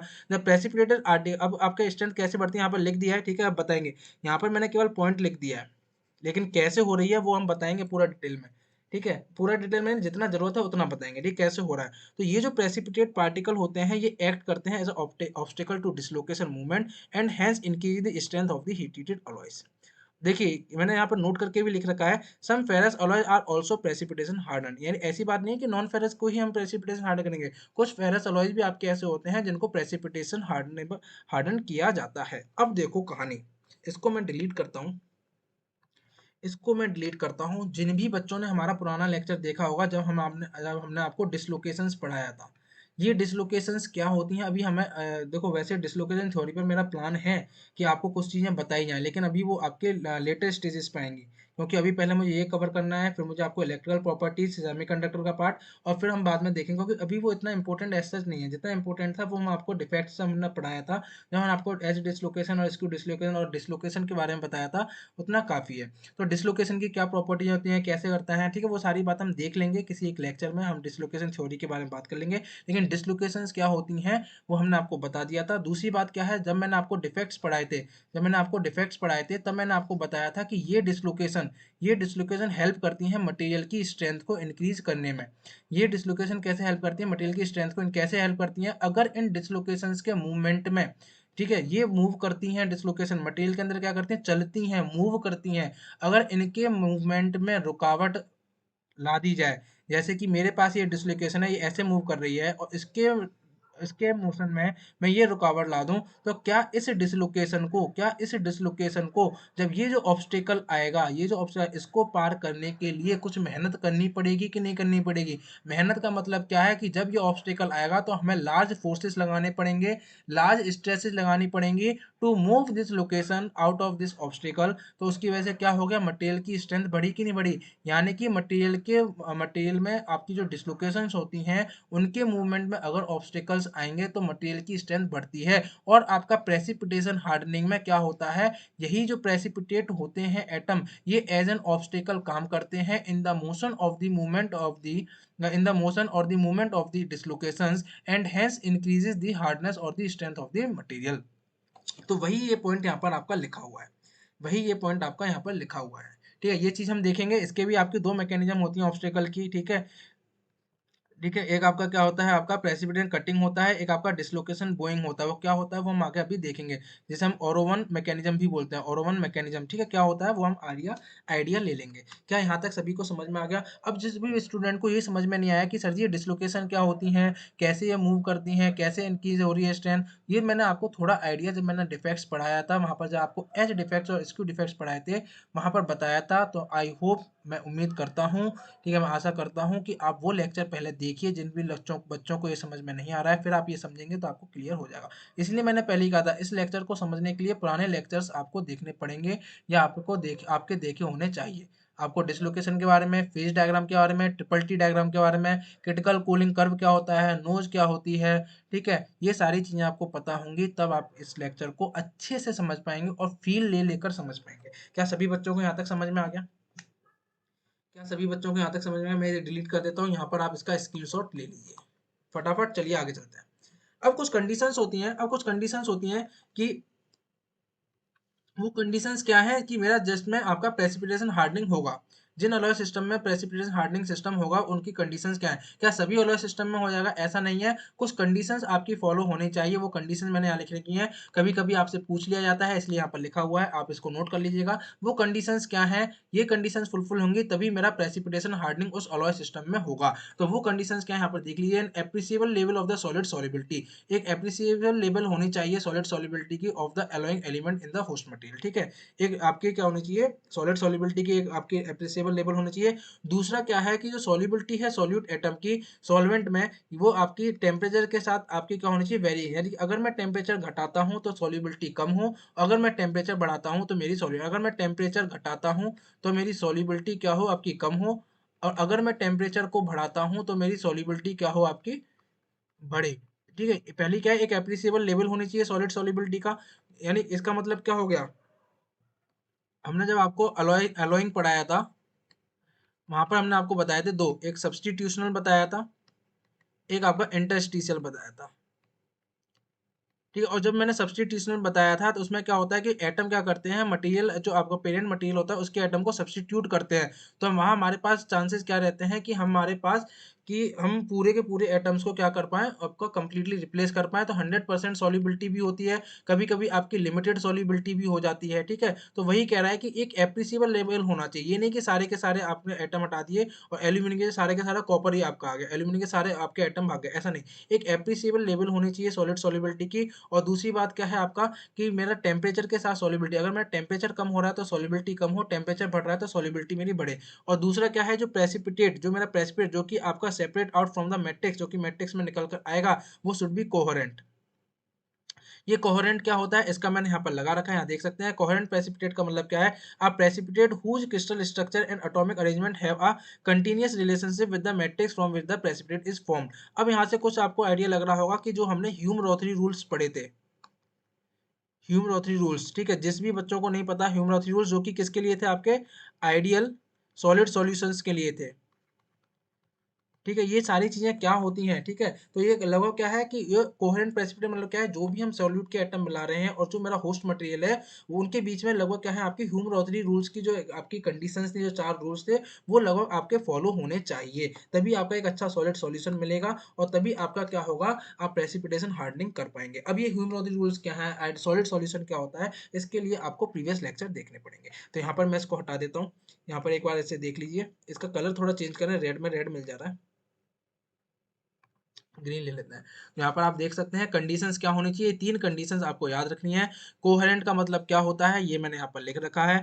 या और इसको देखना है तो आपको ह्यूम-रोथरी रूल्स, मतलब आप इतना समझ लीजिए शॉर्ट में कि जो दोनों हैं आपके, जो सॉल्यूट एटम सॉल्वेंट है, ह्यूम-रोथरी रूल्स लोग आपके फॉलो होने चाहिए। क्योंकि ह्यूम-रोथरी रूल्स किसके लिए थे, आपके आइडियल सॉलिड सॉल्यूशंस के लिए आपके होते हैं, ठीक है। यहाँ तक क्लियर हो गया। तो ये कंडीशंस हैं जो कि आपकी प्रेसिपिटेशन हार्डनिंग अगर किसी भी अलॉय सिस्टम में आपको करवाना चाहते हो या होनी चाहिए, तो ये 3 कंडीशन आपकी फॉलो होनी चाहिए। अब इन 3 कंडीशन को जरा हम देख लेते हैं, किसमें सबसे मेन इंपॉर्टेंट इसमें कौन सी है, सेकंड वाली। सबसे इंपॉर्टेंट कौन सी, ये वाली। इसको हम जरा देख लेते हैं फेज डायग्राम में। तो यहाँ पर मैंने एक मटेरियल का ऐसा आपका फेज डायग्राम लगा रखा है, जहाँ पर आप क्लियरली समझ पाएंगे। ये आपका किसी मटेरियल का क्या है, फेज डायग्राम है। फेज डायग्राम क्या होते हैं, सारी बातें हमने आपको बताई हैं, आप प्रीवियस लेक्चर जाके देखिए। ये फेज डायग्राम बना है, यहाँ पर आप देख सकते हैं, ये आपका अल्फा फेज है, ये आपका बीटा फेज है। यहाँ पर आपका लिक्विड था, 1 to 1 रूल लगा के हमने अल्फा प्लस एल इस रीजन को लिख दिया, बीटा प्लस एल इस रीजन को लिख दिया।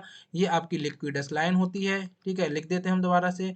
ये आपकी सॉलिडस लाइन होती है और ये वाली आपकी सोल्वस लाइन होती है।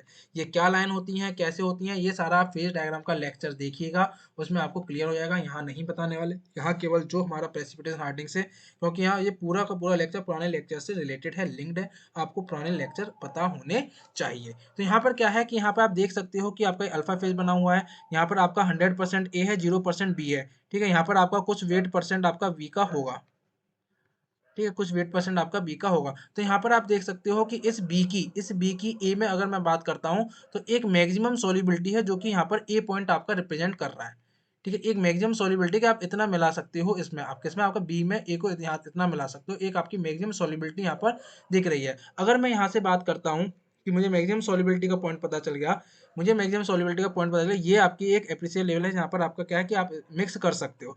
अब मैं टेम्परेचर इस पॉइंट पर टेम्परेचर कितना है, T1 है। अगर मैं यहाँ से टेम्परेचर डिक्रीज करता हूँ, T2 टेम्परेचर पे आ गया, तो देखिए अगर मैं ए पॉइंट की बात करता हूँ तो मान लीजिए यहाँ पर आपका क्या है, यहाँ पर आप मान लीजिए x3% है, ठीक है। अब मैंने टेम्परेचर नीचे रिड्यूस कर दिया, तो यहाँ पर इसकी सॉल्युबिलिटी ये पॉइंट होगी। इस पॉइंट पर बात करोगे तो सॉल्युबिलिटी का मतलब सॉल्युबिलिटी मतलब ये है यहाँ पर कि यहाँ पर इसका वो देखिए हम कितने कंपोजिट वेट परसेंट इस बी वाले को मिला सकते हैं, x1। यहाँ पर आप देखोगे तो x1 लेस देन x3 है। फिर मैंने क्या करा, और टेम्परेचर रिड्यूस करा, T3 पे पहुंच गया। अरे यहाँ पर T3, यहाँ पर आप कुछ x ले लीजिए सिंपल, ठीक है।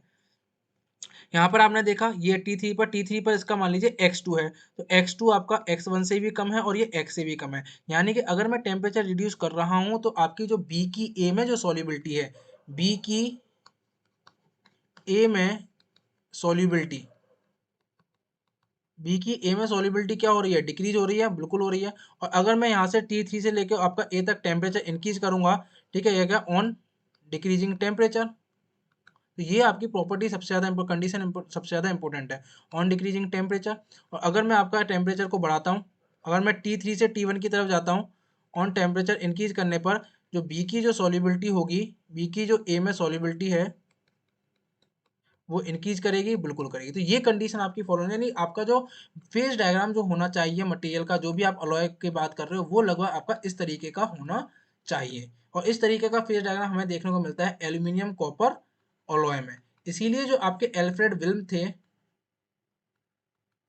वो आपका जो एल्फ्रेड विल्म थे, उन्होंने एल्यूमिनियम कॉपर अलॉय पर जो काम कर रहे थे उसका फेज डायग्राम ऐसा देखने को मिला था। ठीक है, क्लियर हो गया। तो यहाँ देख सकते हो binary phase diagram for the two metal A and be having the terminal solid solution alpha has a decreasing solid solubility of be in A with decreasing temperature. यानी टेम्परेचर के साथ मेरी बी की जो ए में सॉल्युबिलिटी है वो मेरी क्या होती चली आ रही है, डिक्रीज होती चली आ रही है। ये कंडीशन अगर मेरी फॉलो होगी, जो फेज डायग्राम ये कंडीशन फॉलो करेंगे, वहां मैं क्या करा सकता हूँ, प्रेसिपिटेशन हार्डनिंग करा सकता हूँ।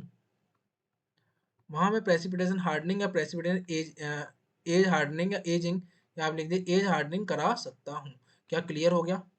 क्या क्लियर हो गया? इसको एक बार हम डिलीट कर देते हैं पूरा। देख लीजिए, ये कहानी थी, जो पीछे जो कंडीशन बताई थी उसकी कहानी ये थी।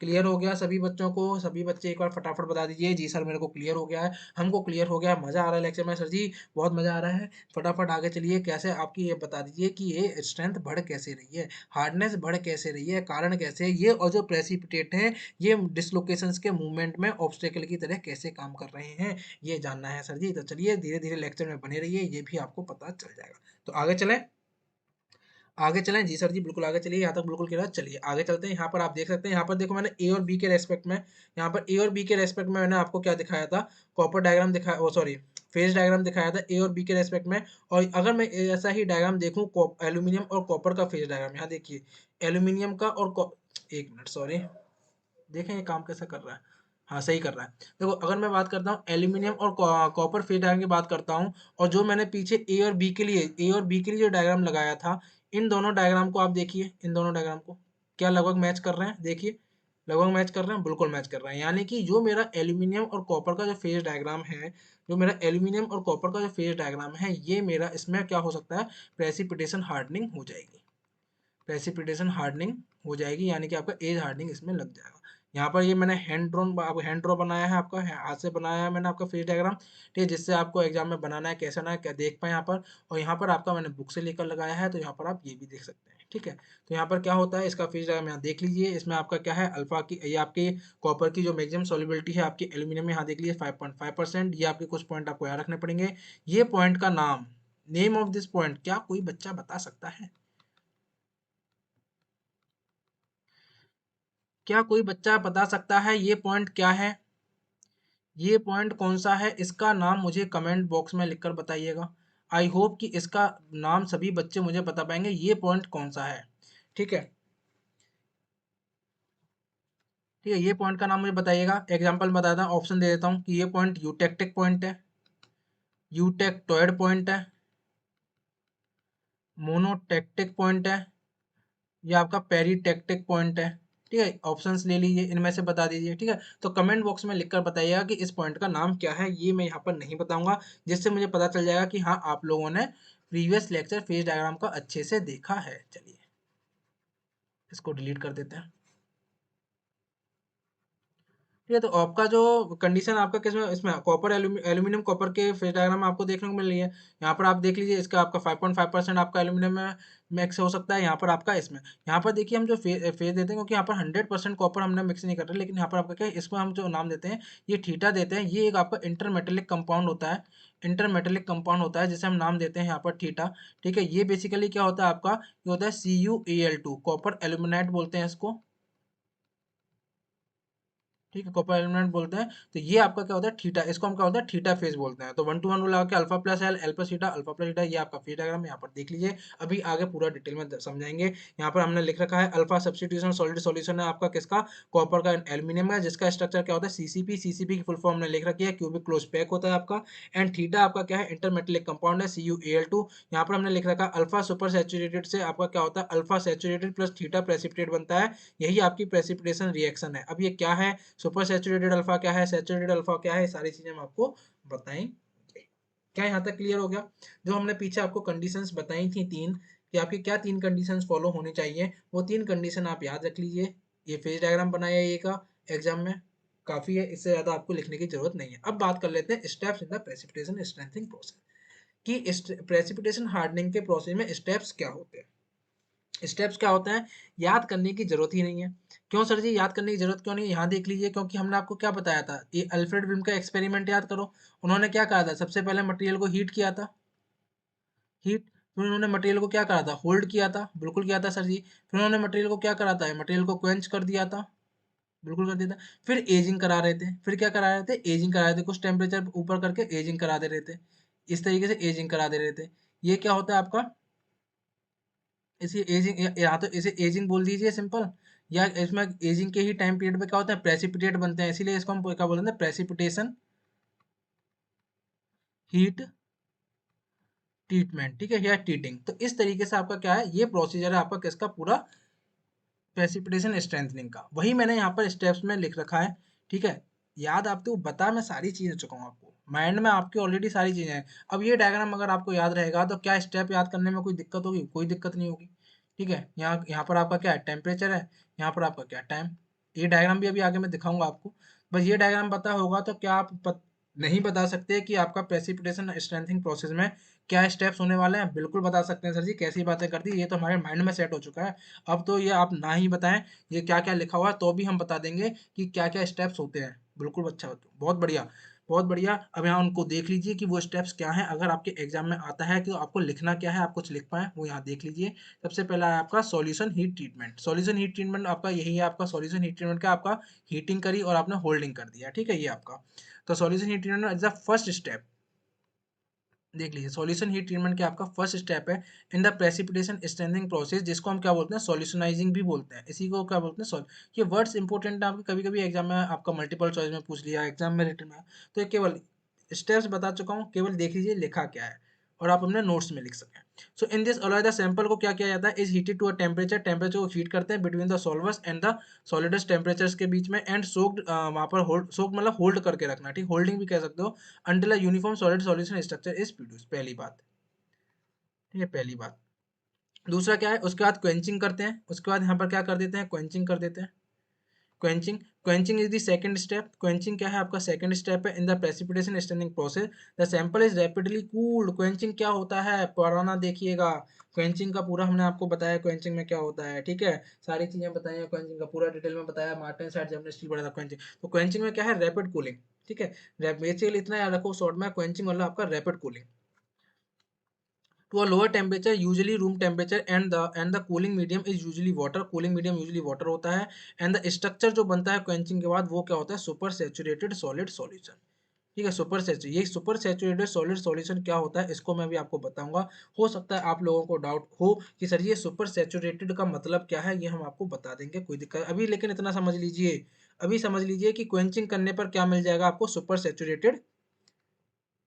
क्योंकि अभी तो हम आपको केवल स्टेप्स बता रहे हैं, अभी तो हम aluminium copper diagram, phase diagram के और उसकी हमने बात ही नहीं करी।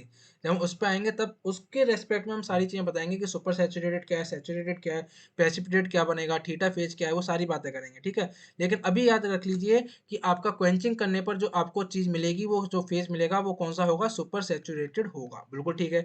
उसके बाद जो तीसरा स्टेप होगा आपका, वो क्या होता है आपका, एजिंग का, या आपका है प्रेसिपिटेशन हीट ट्रीटिंग का। ये आपका थर्ड बेसिक स्टेप होता है इसमें आपका, जिसमें क्या होता है आपका प्रेसिपिटेट बनता है, आपका एजिंग कराई जाती है, जिसकी वजह से मेनली क्या होती है, आपकी हार्डनेस इंक्रीज होती है, इसको आप देख लीजिएगा, ठीक है। कोई दिक्कत वाली बात, वही लिखा हुआ है कि आपका प्रेसिपिटेट बन जाएगा, हार्डनेस बढ़ जाएगी, क्योंकि जो प्रेसिपिटेट बनता है वो क्या करता है, डिसलोकेशन के मूवमेंट में, उनके मोशन में एक ऑब्स्टिकल की तरह काम करता है, इसलिए हार्डनेस बढ़ जाती है। वही कहानी लिखनी है जो हमने आपको पीछे बताई थी, और यही लिखा होगा, आप पढ़ के देखोगे तो यही चीजें लिखी हुई है इसमें, ठीक है। क्या आपको ये बेसिक स्टेप समझ में आ गए कि आपके बेसिक स्टेप्स क्या हैं, ये 3 बेसिक स्टेप्स कि आपको प्रेसिपिटेशन हार्डनिंग अगर कराना है तो ये 3 बेसिक स्टेप्स कहाँ गया पेन, ये रहा, ये 3 बेसिक स्टेप्स आपको कराने पड़ेंगे।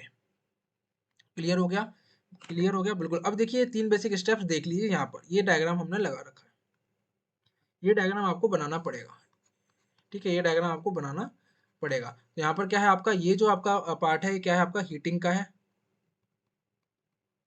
हीटिंग का, ये आपका होल्डिंग हो गया,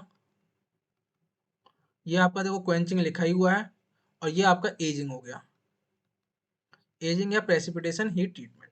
ये आपका पूरा क्या है, 3 स्टेप्स हैं, three steps of, three steps कौन सा, ये पूरा वन, वन जिसे सॉल्यूशनाइजिंग भी बोलते हैं, सॉल्यूशनाइजिंग।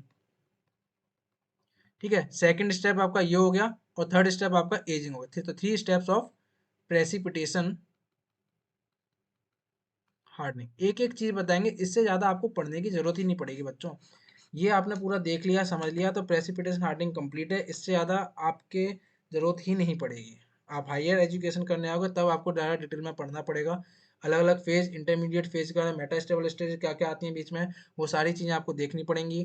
इक्वेशन, स्ट्रेस की इक्वेशन क्या है, ये सारी चीज़ें देखनी। लेकिन अगर आपको केवल कॉलेज लेवल की बात करो या एग्जाम की बात करो तो केवल इससे ज़्यादा पढ़ने की जरूरत नहीं है। ठीक है, तो समझ में आ गया कि तीन बेसिक स्टेप क्या है, फटाफट बता दीजिए अगर यहाँ तक समझ में आया सभी बच्चों को कि थ्री बेसिक स्टेप्स क्या हैं आपके प्रेसिपिटेशन हार्डनिंग के। तो सभी बच्चे एक बार लाइक कर दीजिए जिन्होंने नहीं किया है, और जो कर चुके हैं ऑलरेडी उनको दोबारा नहीं दबाना है। ठीक है, जिन्होंने नहीं किया है वो लाइक कर दीजिए और कमेंट में लिख के बता दीजिए जी सर यहाँ तक हमें एकदम परफेक्ट समझ में आ गया है। चलिए अब आगे बात करते हैं।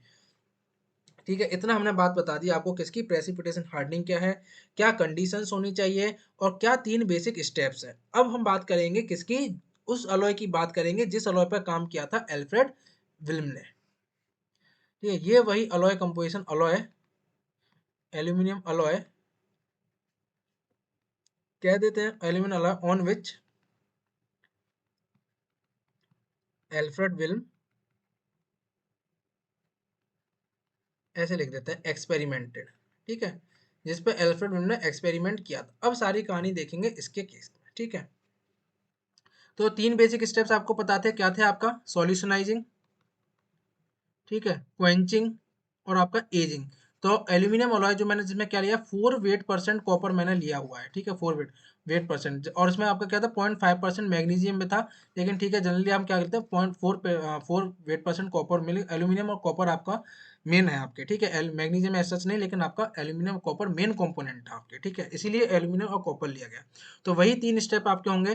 पहले सॉल्यूशन हीट ट्रीटमेंट किया जाएगा आपका, एल्यूमिनियम आपका जो अलॉय है with 4 weight% of copper alloy solutionise किया जाएगा 515 से लेके आप कह सकते हो 520 डिग्री सेल्सियस तक। ठीक है, फिर वहां पर 520 डिग्री सेल्सियस पर उसको होल्ड करके रखा जाएगा। उसके बाद क्वेंचिंग कर दी जाएगी, उसके बाद क्वेंचिंग कर जाएगी। क्वेंचिंग करने के बाद क्या मिलेगा, क्वेंचिंग करने के बाद क्या मिलेगा सर जी, क्वेंचिंग करने के बाद मुझे मुझे मिलेगा सुपर सैचुरेटेड फेज। अब ये सुपर सैचुरेटेड फेज क्या होता है ये मैं अभी आपको बता दूंगा, ये मैं आपको क्या कर दूंगा, बता दूंगा। ठीक है, बिल्कुल ठीक, बिल्कुल ठीक, बिल्कुल ठीक। तो आपका क्या है कि क्वेंचिंग करने पर आप क्या कर दोगे, आपको मिल जाएगा सुपर सैचुरेटेड फेज। और जब आप इस सुपर सैचुरेटेड फेज की क्या कर दोगे, एजिंग करा दोगे, एजिंग करा दोगे तो आपको क्या मिल जाएगा, आपको प्रेसिपिटेट्स मिलेंगे। और प्रेसिपिटेट मिलेंगे तो आपके क्या होगी, एल्यूमिनियम अलॉय की हार्डनेस क्या हो जाएगी, आपकी बढ़ जाएगी, इनकी हो जाएगी। तो वही तीन स्टेप हमने क्या करे, एल्यूमिनियम कॉपर अलॉय के केस में लिख दिए। तीसरा स्टेप आपका एजिंग, जिसमें हम क्या कराते हैं, 130 डिग्री से लेकर 190 डिग्री के सेल्सियस के जो टेम्परेचर रेंज है उसके बीच में हम क्या करा देते हैं, उसकी एजिंग करा देते हैं। क्लियर हो गया सभी बच्चों को, क्या सभी बच्चों को क्लियर हो गया। चलिए आगे चलते हैं। अब हमारा बेसिकली आता है आपका एल्यूमिनियम कॉपर का फेज डायग्राम। तो यहाँ पर आप सभी बच्चे देख सकते हैं, यहाँ पर हमने लगा रखा है एल्यूमिनियम कॉपर का फेज डायग्राम। ठीक है, अब बिल्कुल ध्यान से सुनिएगा, बिल्कुल ध्यान से सारी चीजें समझ में आएंगी। ठीक है, अब जब हम इसमें बात करते हैं एल्यूमिनियम कॉपर फेज डायग्राम के रेस्पेक्ट में, सारी चीजें देखेंगे, कहाँ तक हीट करेंगे, कैसे कैसे करेंगे, वो सारी चीजें हम देखेंगे। ठीक है, अब देखो बात क्या है, यहाँ पर जो सबसे इम्पोर्टेंट हमारे लिए हो जाता है, जो टेम्परेचर की बात करें तो वो सबसे इम्पोर्टेंट जो होती है, ये वाली जो लाइन है आपकी, ये कौन सी लाइन है बताइए मेरे को पहले। ये जो लाइन है आपकी, ये है आपकी कौन सी, सोल्वस लाइन। ये आपकी सोल्वस लाइन है। ठीक है, इस सोल्वस लाइन से ऊपर ये मेरे को मिल रहा है अल्फा फेज, अल्फा फेज मिल रहा है। ठीक है, और इस सोल्वस लाइन से नीचे मुझे मिल रहा है आपका अल्फा प्लस थीटा का फेज। सभी बच्चे पहले तो मुझे बताएंगे ये सोल्वस लाइन क्या होती है इन दी कमेंट बॉक्स, क्योंकि ये हम आपको फेज डायग्राम जब बताया था पूरा डिटेल में हमने सारी लाइंस आपको बताई थी। ठीक है, ये आप बताइएगा कमेंट बॉक्स में। ठीक है, ये आपकी क्या है, सॉलिडस लाइन है। ठीक है, सॉलिडस लाइन है, और इससे ऊपर आपकी ये कौन सी थी, लिक्विडस लाइन थी, और इसके ऊपर लिक्विड था। ठीक है। अब हम क्या करते हैं, जब एल्यूमिनियम कॉपर अलॉय की बात करते हैं, मुझे इस एल्यूमिनियम अलॉय की स्ट्रेंथ हार्डनेस को इंक्रीज करना है, तो मैं क्या करता हूँ, आपका जो अलॉय है उसको हीट कहाँ तक करता हूँ, उसको इस सॉलिडस लाइन से नीचे, ये जो सॉलिडस लाइन है ये इससे नीचे नीचे हीट करते हैं, इस रीजन में नीचे हीट करते हैं। ठीक है, अब ऐसा क्यों करते हैं, देखो अगर मैं इससे ऊपर हीट करूंगा तो मुझे लिक्विड फॉर्म मिल जाएगी, इससे भी ऊपर लिक्विड, 10 से भी ऊपर ले जाऊंगा तो मुझे लिक्विड मिल जाएगा। क्या मुझे अपने अलॉय को लिक्विड में लेके जाना है क्या, नहीं, मुझे अपने अलॉय की स्ट्रेंथ इंक्रीज करनी है। तो अब आपको याद होगा, जैसा कि हमने स्टील के फेज डायग्राम में जब बात करी थी, या स्टील का ट्रिपल टी डायग्राम जब हमने बनाया था, तो जब हम सारी चीजें बात कर रहे थे, जब हम स्टील से मार्टेनसाइट बना रहे थे, तो हम हीट कर रहे थे ऑस्टेनाइट टेम्परेचर, ऑस्टेनाइट से हीट कर रहे थे, ऑस्टेनेटिक स्ट्रक्चर से लेके स्लो कूलिंग, फास्ट कूलिंग। क्या मैं उस केस में उसे लिक्विड बना के हीट कर रहा था, क्या फायदा, क्या उसका कोई फायदा नहीं, क्योंकि अगर मैं लिक्विड बनाऊंगा तो लिक्विड बनने के बाद धीरे धीरे ऑस्टेनाइट बनेगा, फिर ऑस्टेनाइट बनने के बाद ही तो फिर आपका मार्टेनसाइट बनेगा। तो फायदा क्या है कि मैं उसे पहले लिक्विड फॉर्म में ले जाऊँ, फिर रैपिड कूलिंग करा के फिर मैं आपका मार्टेनसाइट बनाऊँ। क्यों ना मैं केवल उसे ऑस्टेनेटिक टेम्परेचर पर ही ले जाऊँ, ऑस्टेनाइट बना के फिर मैं उसे कूलिंग करा दूँ। सेम कहानी यहाँ पर है, क्योंकि अगर मैं इसे लिक्विड तक भी हीट कर दूंगा तो सबसे पहले बनेगा क्या, बनेगा तो अल्फा फेज ही, अल्फा फेज बनने के बाद ही तो आपका अल्फा प्लस थीटा बनेगा। तो क्यों हम इतनी मेहनत करें, इतनी एनर्जी दें कि हम पहले लिक्विड में ले जाएं, फिर आपका उसका अल्फा प्लस थीटा बनाए, प्रेसिपिटेट बनाए। इसीलिए क्या किया जाता है, ये सॉल्वर्स टेम्परेचर से जो लाइन है इससे ऊपर हम इसे हीट करते हैं, क्योंकि यहाँ पर आपका अल्फा स्टेबल होता है, और इससे नीचे हम क्या कर देते हैं, रैपिडली क्वेंच करा देते हैं, जिससे हमें क्या मिलता है, आपका सुपर सैचुरेटेड आपका अल्फा मिल जाता है, और बाद में क्या एजिंग कराने पर प्रेसिपिटेट मिल जाता है। इसीलिए हम इसको क्या करते हैं, लिक्विड वाली लाइन तक नहीं लेके जाते हैं। इसीलिए इस पूरा का पूरा जो इंपोर्टेंस आ जाता है, ये सॉल्वर्स वाली लाइन का आ जाता है। इसीलिए जो आपका जो इंपोर्टेंट है वो कौन सा, आपका सॉल्वर्स टेम्परेचर, क्योंकि ये जो सॉल्वर्स लाइन है, क्योंकि इस लाइन पर, क्योंकि कंडीशन भी क्या फॉलो होनी चाहिए, पूरा डिटेल कंडीशन भी क्या फॉलो होनी चाहिए थी सर जी, कंडीशन भी यही फॉलो होनी चाहिए थी कि टेम्परेचर कम करने पर मेरी सॉल्युबिलिटी क्या हो, कम हो। वो कौन सी लाइन फॉलो कर रही है, यही सॉल्वर्स लाइन तो ही फॉलो कर रही है। तो यहाँ पर हमारा जो इंपोर्टेंट टेम्परेचर होगा वो कौन सा होगा, टी सॉल्वर्स। यानी कि अब सारी कहानी किसकी चलेगी, मेरी अल्फा, अल्फा जो है आपका एक टी सॉल्वर्स टेम्परेचर पर सेचुरेट होगा आपका, मतलब आपका इक्विलिब्रियम में होगा आपका, और बाद में हम इसकी जब क्वेंचिंग करा देंगे तो आपका यही अल्फा किस में बदल जाएगा, आपका यही अल्फा आपका सुपर सैचुरेटेड फॉर्म में बदल जाएगा। क्लियर हो गया, क्लियर हो गया सभी बच्चों को कि हम आपका लिक्विड रीजन तक क्यों नहीं हीट करके ले जा रहे, या अल्फा प्लस एल तक, फायदा क्या है उसका, फालतू में एक्स्ट्रा एनर्जी क्यों वेस्ट करें, जब हमारा अल्फा से रैपिडली कूल करा के वो चीज़ हम हासिल कर सकते हैं, तो हम फालतू का ऊपर क्यों लेके आए। और दूसरी बात, हमारी कंडीशन भी यही फॉलो होनी चाहिए कि हमारा जो आपका जो टेम्परेचर के साथ है वो सॉल्युबिलिटी कम होनी चाहिए। वो कहाँ फॉलो हो रही है, कहाँ का आपकी फुलफिल हो रही है, सॉल्वर्स लाइन पे, सॉल्वर्स लाइन पे। तो सारी की सारी चीजें कहाँ से होंगी, यहाँ से, आपकी यहाँ पे कोई पॉइंट लेंगे उसका रैपिडली कूल करा देंगे। अब बात करिए कि आपके जो फेज डायग्राम होते हैं वो होते हैं इक्विलिब्रियम डायग्राम। इक्विलिब्रियम डायग्राम बनाए जाते हैं किस पर, स्लो कूलिंग पर। तो क्या मैं इसकी स्टडी इससे फेज डायग्राम से कर सकता हूँ, नहीं, इसकी स्टडी के लिए मुझे क्या लगेगा, ट्रिपल टी डायग्राम। किसका, triple T diagram of the aluminium copper, aluminium copper का ट्रिपल टी डायग्राम। क्योंकि क्योंकि यहाँ पर रैपिडली क्वेंचिंग स्टेप याद करिए, क्या कर रहे हैं, क्वेंचिंग, क्वेंचिंग करा रहे हैं, और क्वेंचिंग क्यों करा रहे हैं वो भी रीजन बताऊंगा, कि क्वेंचिंग क्यों कराई जा रही है वो भी रीजन बताया जाएगा। ठीक है, उसका भी रीजन है आपका एक, वो रीजन भी बताएंगे। क्वेंचिंग, और क्वेंचिंग क्या होती है, क्वेंचिंग होती है फास्ट कूलिंग।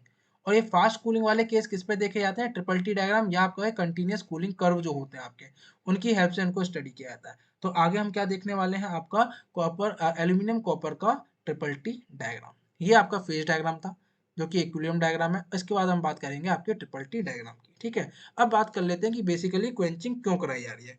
क्वेंचिंग क्यों कराई जा रही है वो हम केवल किससे समझ पाएंगे, ट्रिपल टी डायग्राम से समझ पाएंगे। ठीक है, क्यों, क्योंकि सर जी क्वेंचिंग, क्वेंचिंग जो है आपका क्या है, आपका फास्ट कूलिंग। और फास्ट कूलिंग क्या फेज डायग्राम पे देख पाओगे, नहीं। क्या फेज डायग्राम पे दिखेगी, ये फेज डायग्राम पे फास्ट कूलिंग नहीं दिखेगी, क्योंकि फेज डायग्राम किस पे बनाए जाते हैं, ऑन स्लो कूलिंग। क्योंकि फेज डायग्राम को स्लो कूलिंग पे बनाए जाते हैं, क्योंकि तभी तो आपके इक्विलिब्रियम डायग्राम होते हैं, और जो ट्रिपल टी डायग्राम होते हैं नॉन इक्विलिब्रियम डायग्राम होते हैं। समझ में आया, बिल्कुल समझ में आया, इसको डिलीट कर देते हैं। तो अब बात कर लेते हैं आपके एल्यूमिनियम कॉपर के ट्रिपल टी डायग्राम की, कि वाई क्वेंचिंग, क्वेंचिंग क्यों करा रहे हैं। अब सभी बच्चों को याद होगा जब हमने आपको स्टील वाला पढ़ाया था, मार्टेनसाइट बनवाया था, मार्टेनसाइट बनवाया था, तो हमने जब आपका ये ऑस्टेनाइट यहाँ पर क्या था, आपका स्टेबल था, इससे नीचे ऑस्टेनाइट आपका अनस्टेबल था। यहाँ से हम स्लो कूलिंग करा रहे थे तो यहाँ पर आपका कोर्स परलाइट बनना था। ठीक है। अब ये कोर्स पर लाइट क्यों बन रहा था स्लो कूलिंग पर, वो भी हम आपको बता चुके हैं, पुराने लेक्चर देखिएगा। और मैं जब फास्ट कूलिंग करा रहा था तो मुझे क्या मिल रहा था, फाइन पर लाइट मिल रहा था, फाइन पर लाइट मिल रहा था। सेम कॉन्सेप्ट यहाँ लगाइए, सेम कॉन्सेप्ट यही लगेगा क्योंकि चीज़ें सेम है। यहाँ पर मुझे क्या मिलेगा, टी सॉल्वर्स। अब किसी भी स्टूडेंट को ये डाउट नहीं होना चाहिए कि सर जी यहाँ टी सॉल्वर्स क्यों लिया है, वो हम यहाँ पीछे क्लियर कर चुके हैं, वो हम यहाँ पीछे क्लियर कर चुके हैं। और आपको जो कंडीशंस बताई थी, कंडीशंस बताई थी पीछे हमने आपको, ठीक है। कंडीशंस, सेकंड कंडीशन देखिए, तो इसीलिए हमें यहाँ पर क्या लेना पड़ेगा, टी सॉल्वर्स, क्योंकि मेरा अल्फा क्या है, टी सॉल्वर्स, एक particular composition of the copper, copper की एक पर्टिकुलर कंपोजिशन पे, एक पर्टिकुलर टेम्परेचर पे जो हमारा अल्फा है वो स्टेबल होगा कि नहीं होगा, बिल्कुल होगा, बिल्कुल होगा। अगर मैं यहाँ जैसे बात करूँ, अगर मैं यहाँ बात कर लेता हूँ, जैसे कि मैं यहाँ बात कर लेता हूँ 4% कॉपर पे और इस 550 डिग्री सेल्सियस आता हूँ, तो यहाँ पर मेरा देखिए ये मिल रहा है, ये क्या है आपका अल्फा, यहाँ पर अल्फा क्या है, स्टेबल है। तो किस, ये जो टेम्परेचर आपका क्या हो गया, ये वाला टेम्परेचर इस पर, ये क्या हो गया आपका टी सॉल्वस। यहाँ पर ये आपका सॉल्वस लाइन को कट कर रहा है, देख लीजिए, सारा कोई डाउट रहना नहीं चाहिए। ये सॉल्वस लाइन, ये आपका 4% कॉपर की बात कर रहे हैं हम, क्योंकि यही आपका अल्फा बिल्म का अलॉय था। यहाँ पर मैंने बात करी टेम्परेचर में, बात कर रहे हैं 550 की, तो अल्फा अभी इस पोजीशन पर होगा, बिल्कुल होगा, यानी अल्फा यहाँ पर सैचुरेटेड है। इसका ये इस सॉल्वस लाइन पर जो टेम्परेचर मिलेगा वो मेरा क्या होगा, टी सॉल्वस। इस टी सॉल्वस से ऊपर अल्फा क्या है मेरा, स्टेबल में है। इस टी सॉल्वस से नीचे अल्फा मेरा अल्फा प्लस थीटा की फॉर्म में होगा, वो किस में बदल जाएगा आपका, अनस्टेबल में होगा। लेकिन ये यहाँ नहीं होगा, ये तो इक्विलिब्रियम डायग्राम है, ये तो इक्विलिब्रियम डायग्राम है। अब यहाँ आइए ना, यहाँ पर आइए, ट्रिपल टी में आइए, ट्रिपल टी में आइए, तो मेरा टी सॉल्वस से ऊपर अल्फा क्या होगा, स्टेबल होगा। और टी सॉल्वस से नीचे मेरा, जब तक मेरा अल्फा प्लस थीटा यानी थीटा का बनना स्टार्ट नहीं हुआ, ट्रिपल टी डायग्राम जो मैंने पढ़ाया, जिन बच्चों ने देखा होगा सारी चीजें याद होंगी, इस ये क्योंकि ये मेरा स्टार्ट वाली लाइन, ये स्टार्ट वाली लाइन है, ये आपकी फिनिश वाली लाइन है, ये आपका नोज है। तो इससे पहले जो भी रीजन होता है वो किसका होता है, अनस्टेबल अल्फा। इस रीजन में जो अल्फा होगा वो क्या होगा आपका, अनस्टेबल होगा, ठीक है। जिन्होंने ट्रिपल टी डायग्राम वाला लेक्चर देखा होगा उनको इजीली समझ में आ रहा होगा।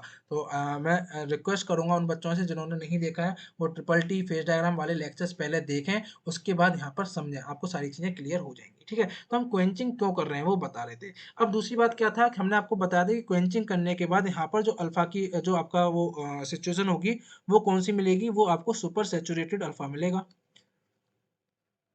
सॉरी, स्पेलिंग गलत लिख दी, कोई बात नहीं, इसे डिलीट करो। यहाँ पर आपका क्या मिलेगा, सुपर सैचुरेटेड अल्फा। अब ये सुपर सैचुरेटेड अल्फा क्या है सर, ये समझ लेते हैं। क्योंकि अगर मैं बात करता हूँ पीछे, यहाँ पर देख लीजिए, यहाँ पर देख लीजिए, इसको यहाँ से समझते हैं। ये सुपर सैचुरेटेड का मतलब क्या है, कंफ्यूजन नहीं रहना चाहिए। कि अगर मैं 4%, पेन का कलर चेंज कर लेते हैं थोड़ा, अगर मैं 4% कॉपर, एल्यूमिनियम कॉपर की बात कर रहा हूँ, ठीक है। तो और मैं इधर ले लेता हूँ, कोई भी टेम्परेचर ले लीजिए, यहाँ पर आप कोई भी टेम्परेचर ले आते हैं, यहाँ पर ले लीजिए, ये वाला टेम्परेचर ले लेता हूँ जो कि आपका क्या है, 500 डिग्री सेल्सियस है। तो इस 500 डिग्री सेल्सियस पर, ठीक है, कॉपर की कुछ सॉल्युबिलिटी होगी एल्यूमिनियम में, बिल्कुल होगी। यानी कुछ सॉल्युबिलिटी है, कितनी, आप यहाँ देख सकते हो कितना कॉपर मिला सकते हो आप। अगर मैं बात करता हूँ इस वाले 500 डिग्री में हमने 4%, यानी 4% आपका वेट, 4 वेट परसेंट हम कॉपर मिला सकते हैं एल्यूमिनियम में, ठीक है। यानी कि इस, और यहाँ पर क्या होता है आपका सब्स्टिट्यूशनल आपका होता है, ठीक है। सब्स्टिट्यूशन आपका जो कॉपर के एटम है वो एल्यूमिनियम के एटम को क्या करते हैं, सब्स्टिट्यूट करके बैठते हैं, ठीक है। इंटरस्टेलर स्पेस में जाके नहीं बैठते। क्यों क्यों नहीं बैठेंगे, क्योंकि मैंने आपको बताया कि यहाँ पर आपका कंडीशन याद रखो, तीसरी कंडीशन क्या आती है आपकी, कोहेरेंट वाली थी, यानी ह्यूमरोदरी। ह्यूमरोदरी में क्या रहता है कि जो साइज होना चाहिए आपका सॉल्यूट का और आपका सॉल्वेंट एटम्स का, वो आपका 15% से ज़्यादा का डिफरेंस नहीं होना चाहिए उनमें, ठीक है। यानी कि अगर मेरा एल्यूमिनियम का साइज अगर 100, अगर मैं स्केल लेकर चलता हूँ, तो मेरा कॉपर का जो साइज है वो आपका 85 से कम नहीं होना चाहिए, उससे ज़्यादा होना चाहिए। तो ये आपके ह्यूमरोदरी रूल्स याद होंगे तो याद होगा। उस केस में क्या होता है, जो अलॉय बनता है वो आपका सब्स्टिट्यूशनल अलॉय बनता है, ठीक है। क्या बनता है, सब्स्टिट्यूशनल। तो यहाँ पर भी क्या होगा, एल्यूमिनियम का और जो कॉपर का अलॉय होगा वो सब्स्टिट्यूशनल आपका अलॉय होगा। तो यहाँ पर क्या है, कॉपर के जो एटम्स हैं वो एल्यूमिनियम के एटम्स को क्या करेंगे, सब्स्टिट्यूट करेंगे, लेकिन एक लिमिटेड अमाउंट में, एक लिमिटेड अमाउंट में करेंगे। ये 500 डिग्री सेल्सियस पर, 500 डिग्री सेल्सियस पर, ठीक है। 500 डिग्री सेल्सियस पर क्या करेंगे, एक लिमिटेड अमाउंट में आपके क्या करेंगे, आपके रिप्लेस करेंगे एल्यूमिनियम के एटम, यानी एक लिमिटेड सॉल्युबिलिटी आपकी कॉपर की है एल्यूमिनियम पे एट 500 डिग्री सेल्सियस। अब जैसा कि मैंने बताया था कि हम टेम्परेचर बढ़ा रहे हैं तो आपका सॉल्युबिलिटी बढ़ती है, टेम्परेचर बढ़ा रहे हैं तो सॉल्व, यानी ये अभी अपनी इक्विलिब्रियम स्टेट में है, यानी इतना हम कॉपर इसमें मिला सकते हैं, इससे ज़्यादा कॉपर हम नहीं मिला सकते, यानी कि 500 डिग्री सेल्सियस पे और 4% कॉपर पे इसकी ये सैचुरेटेड कंडीशन है। यानी यहाँ पर आपका जो फेज बन चुका है वो क्या है, सैचुरेटेड है, यानी कि इससे ज़्यादा मैं कॉपर नहीं मिला सकता इस कंडीशन पे। लेकिन मुझे एक कॉन्सेप्ट ये पता है सर जी, मुझे एक कॉन्सेप्ट पता है कि अगर मैं टेम्परेचर को बढ़ाऊंगा, अगर मैं टेम्परेचर को इंक्रीज करूंगा, तो मुझे ये कॉन्सेप्ट पता है सर जी कि मेरी सॉल्युबिलिटी बढ़ती है। यानी कि सॉल्युबिलिटी बढ़ती है, इसका मतलब क्या है कि अगर मैं टेम्परेचर को बढ़ा दूं तो मैं ज़्यादा अमाउंट में कॉपर के एटम एल्यूमिनियम में मिला सकता हूँ। समझ में आया? हाँ सर जी, बिल्कुल सही कह रहे हैं। अगर मैं 500 डिग्री सेल्सियस पे तो सैचुरेटेड अपनी कंडीशन में बैठा हुआ है। अब मुझे क्या करना है, अगर मैं टेम्परेचर बढ़ाऊंगा तो सॉल्युबिलिटी बढ़ेगी। अब मैंने टेम्परेचर बढ़ा के मान लीजिए कर दिया 550 डिग्री सेल्सियस, 550 डिग्री सेल्सियस मैंने कर दिया, तो इसकी क्या होगी, आपकी सॉल्युबिलिटी बढ़ेगी। सॉल्युबिलिटी बढ़ेगी तो आपका क्या होगा कि मैं मोर नंबर ऑफ कॉपर एटम, आपके कॉपर एटम मेरे पास एक अपॉर्चुनिटी है कि मोर नंबर ऑफ कॉपर एटम में एल्यूमिनियम में आपके ऐड कर सकता हूँ। ठीक है, ऐड कर सकता हूँ, बिल्कुल कर सकता हूँ। वो हमने क्या करें, करा दिए। मैंने टेम्परेचर क्या करा, बढ़ाया, तभी तो हम क्या कर रहे थे इसमें, तभी तो हम क्या कर रहे थे, हीटिंग करा रहे थे कि जिससे क्या होगी, सॉल्युबिलिटी बढ़ जाएगी। सॉल्युबिलिटी बढ़ जाएगी तो क्या होगा, हम हमारी सॉल्युबिलिटी बढ़ जाएगी तो हम ज़्यादा नंबर ऑफ कॉपर एटम क्या कर सकेंगे, एल्यूमिनियम में हम आपका ऐड करा सकते हैं। तभी तो पहला स्टेज क्या था आपका, पहला स्टेज इसीलिए हीटिंग का था। हीटिंग किस लिए करा रहे थे सर जी, हीटिंग करा रहे थे जिससे कि मेरी सॉल्युबिलिटी बढ़ जाए। सॉल्युबिलिटी बढ़ जाएगी तो मैं ज़्यादा अमाउंट ऑफ कॉपर ऐड कर पाऊंगा अपने एल्यूमिनियम अलॉय में। समझ में आ गया, बिल्कुल समझ में आ गया। फिर मैं कुछ देर वहां पर रख रहा था जिससे कि वो स्टेबल हो जाए। उसके बाद मैं क्या करा देता था, क्वेंचिंग करा देता था। क्वेंचिंग कराने का मतलब क्या था कि आपका सुपर सैचुरेट मतलब क्या था आपका, इस लो टेम्परेचर पर जो मेरी आपके अमाउंट जो आप कॉपर मिला सकते थे, अब उस कंडीशन पर मेरा क्या है, ज्यादा अमाउंट ऑफ कॉपर प्रेजेंट है, यानी सैचुरेट कंडीशन से ज़्यादा। मैंने 550 तक हीट करा और फिर मैंने एकदम से क्वेंच करा दिया उसका। मान लीजिए मैंने क्या करा, 550 से लेके मैंने उसको 200 डिग्री सेल्सियस पे क्वेंच करा दिया, तो क्या होगा, 200 डिग्री सेल्सियस पे मैं जितना कॉपर ऐड कर सकता था, अब मेरे पास क्या है, 200 डिग्री सेल्सियस पर उससे ज़्यादा कॉपर का एटम मेरे एल्यूमिनियम एटम के अंदर एडेड है। यानी कि सैचुरेटेड जो कंडीशन थी 200 डिग्री सेल्सियस पर, उससे ज़्यादा मेरे एटम है कॉपर के एल्यूमिनियम में। यानी कि अब मेरी क्वेंचिंग करने के बाद क्या हो गया, number of atom equilibrium state से, सैचुरेटेड स्टेट से ज्यादा है, इसीलिए उस स्टेट को क्या बोलते हैं, सुपर सैचुरेटेड स्टेट बोलते हैं। समझ में आ गया? इसीलिए आपका क्वेंचिंग करने का हम क्या बोल रहे हैं, सुपर सैचुरेटेड बोल रहे हैं, क्योंकि पहले हीटिंग कराया, सॉल्युबिलिटी बढ़ा दी, वहां पर ज्यादा नंबर ऑफ एटम हमने मिला दिया और फिर टेम्परेचर कम कर दिया। तो टेम्परेचर, उस टेम्परेचर कम टेम्परेचर पर जो सॉल्युबिलिटी आपकी थी उससे ज्यादा मेरे यहाँ पर आपकी सॉल्युबिलिटी हमने करवा दी है, यानी कि उससे ज्यादा नंबर ऑफ एटम मेरे आपके क्या है, सॉल्यूट के सॉल्वेंट में मिले हुए हैं, इसीलिए वो कंडीशन कौन सी कहलाई जाएगी, सुपर सैचुरेटेड आपकी कहलाई जाएगी। सुपर सैचुरेटेड का मतलब ये है। फिर मैं एजिंग करा दूंगा तो वह क्या होगा, धीरे धीरे करके अपने कंडीशन में आ जाएगा, यानी सैचुरेटेड कंडीशन में आ जाएगा। और बाकी का जो आपका एक्स्ट्रा है, ठीक है, यही देखिए, सुपर सैचुरेट यानी आपके क्या है कि इस टेम्परेचर पर, ठीक है, क्वेंच्ड टेम्परेचर जो है आपका, उस पर आपके क्या है, सुपर चैट यानी जितने आपके नंबर ऑफ कॉपर एटम होने चाहिए थे उससे ज़्यादा नंबर ऑफ उससे ज़्यादा नंबर ऑफ कॉपर एटम आपके प्रेजेंट हैं। यानी कि मान लीजिए अगर 4 होने चाहिए थे तो 8 प्रेजेंट हैं, तो ये जो 4 जो होने चाहिए थे ये बाद में धीरे धीरे एजिंग करने पे क्या बना लेंगे, अल्फा सैचुरेटेड बना लेंगे। लेकिन ये बाकी के 8 में से जो 4 बचे होंगे वो क्या बना लेंगे, प्रेसिपिटेट की तरह बाहर निकल के आ जाएंगे एल्यूमिनियम अलॉय में, जिसे हम क्या बोलते हैं, प्रेसिपिटेट बोलते हैं। ये क्या होंगे, प्रेसिपिटेट आउट हो जाएंगे, प्रेसिपिटेट आउट। और यही जो प्रेसिपिटेट बाहर निकल के आएगा, यही डिसलोकेशंस के मूवमेंट में क्या कराता है, ऑब्स्टेकल क्रिएट करता है। यही ऑब्स्टेकल क्रिएट करने की वजह से क्या होता है, मटेरियल की हार्डनेस मेरी स्ट्रेंथ बढ़ जाती है। अब आई होप कि आपको कुछ कुछ चीजें क्लियर हो रही होंगी कि क्या सुपर सैचुरेटेड था, क्या प्रेसिपिटेशन रिएक्शन है, क्या प्रेसिपिटेट बन के निकल के आया। समझ में आया? आई होप अगर जिसको नहीं समझ में आया है वो एक बार पीछे मुड़ जाइएगा, वीडियो को बैक कीजिएगा, दोबारा से सुनिएगा, सारी चीजें आपको क्लियर हो जाएंगी।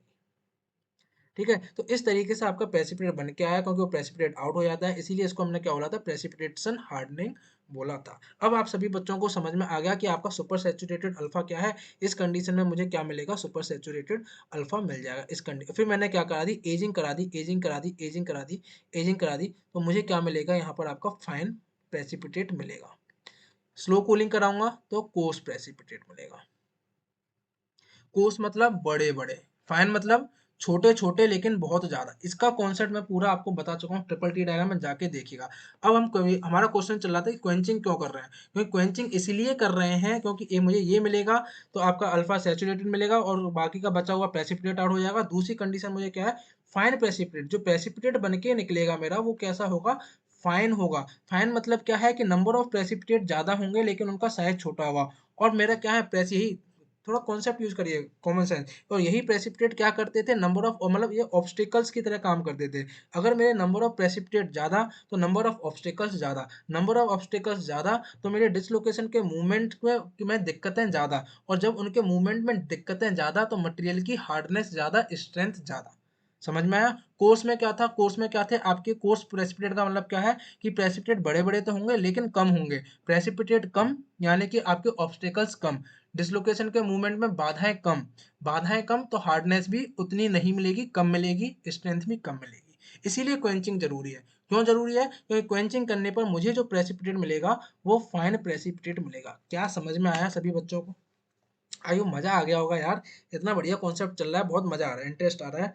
आई होप कि आपको भी समझ में आ गया होगा कि क्यों हम क्वेंचिंग कर रहे हैं, क्यों हमें क्वेंचिंग करने की जरूरत है, क्योंकि हमें फाइन प्रेसिपिटेट मिल रहा है। फाइन प्रेसिपिटेट मतलब आपका नंबर ऑफ प्रेसिपिटेट ज्यादा लेकिन उनका साइज छोटा छोटा होगा। नंबर ऑफ प्रेसिपिटेट ज्यादा होंगे तो ऑब्स्टिकल ज्यादा होंगे, क्योंकि प्रेसिपिटेट ही कैसे काम करता है, ऑब्स्टिकल की तरह काम करता है। तो ऑब्स्टिकल ज्यादा तो डिसलोकेशन के मोशन करने में, मूवमेंट करने में बाधाएं ज्यादा, बाधाएं ज्यादा तो स्ट्रेंथ ज्यादा, बाधाएं ज्यादा स्ट्रेंथ। क्यों, कैसे ज्यादा, क्योंकि उसको मूव कराने में, उन ऑब्स्टेकल्स को ओवरकम करने में हमें ज्यादा फोर्स लगाना पड़ेगा, ज्यादा स्ट्रेस देनी पड़ेगी। तो क्या मटेरियल की स्ट्रेंथ नहीं बढ़ गई, बिल्कुल बढ़ गई। जो मटेरियल पहले 50 मेगा पास्कल पे आपका डिफॉर्म हो जा रहा था, अब वो 100 मेगा पास्कल ले रहा है, तो क्या उसकी स्ट्रेंथ बढ़ी कि नहीं बढ़ी, बिल्कुल बढ़ गई। इस तरीके से आपका स्ट्रेंथ बढ़ता है। इस तरीके से हमें क्वेंचिंग, मतलब इसीलिए क्वेंचिंग की जरूरत है, क्योंकि आपका फाइन प्रेसिपिटेट बनता है। इसी चीज को मैंने यहाँ पर लिख रखा है, इसी चीज को मैंने यहाँ पर लिख रखा है, क्योंकि on quenching, on quenching, quenching करने पर क्या होगा, फाइन प्रेसिपिटेट्स बनेंगे। फाइन प्रेसिपिटेट मतलब आपका नंबर ऑफ प्रेसिपिटेट ज्यादा लेकिन साइज में छोटे, और नंबर ऑफ प्रेसिपिटेट ज्यादा तो आपके ऑब्स्टिकल ज्यादा, और ऑब्स्टिकल ज्यादा तो हार्डनेस ज्यादा। ठीक है। और आपका क्या होगा, ठीक है, ऑब्स्टिकल्स ज्यादा तो हार्डनेस ज्यादा। ये एक पॉइंट आपको समझ में आ गया, ये पॉइंट क्लियर हो गया कि आपके फाइन प्रेसिपिटेट बनेगा, नंबर ऑफ ऑब्स्टिकल ज्यादा तो आपकी हार्डनेस भी ज्यादा।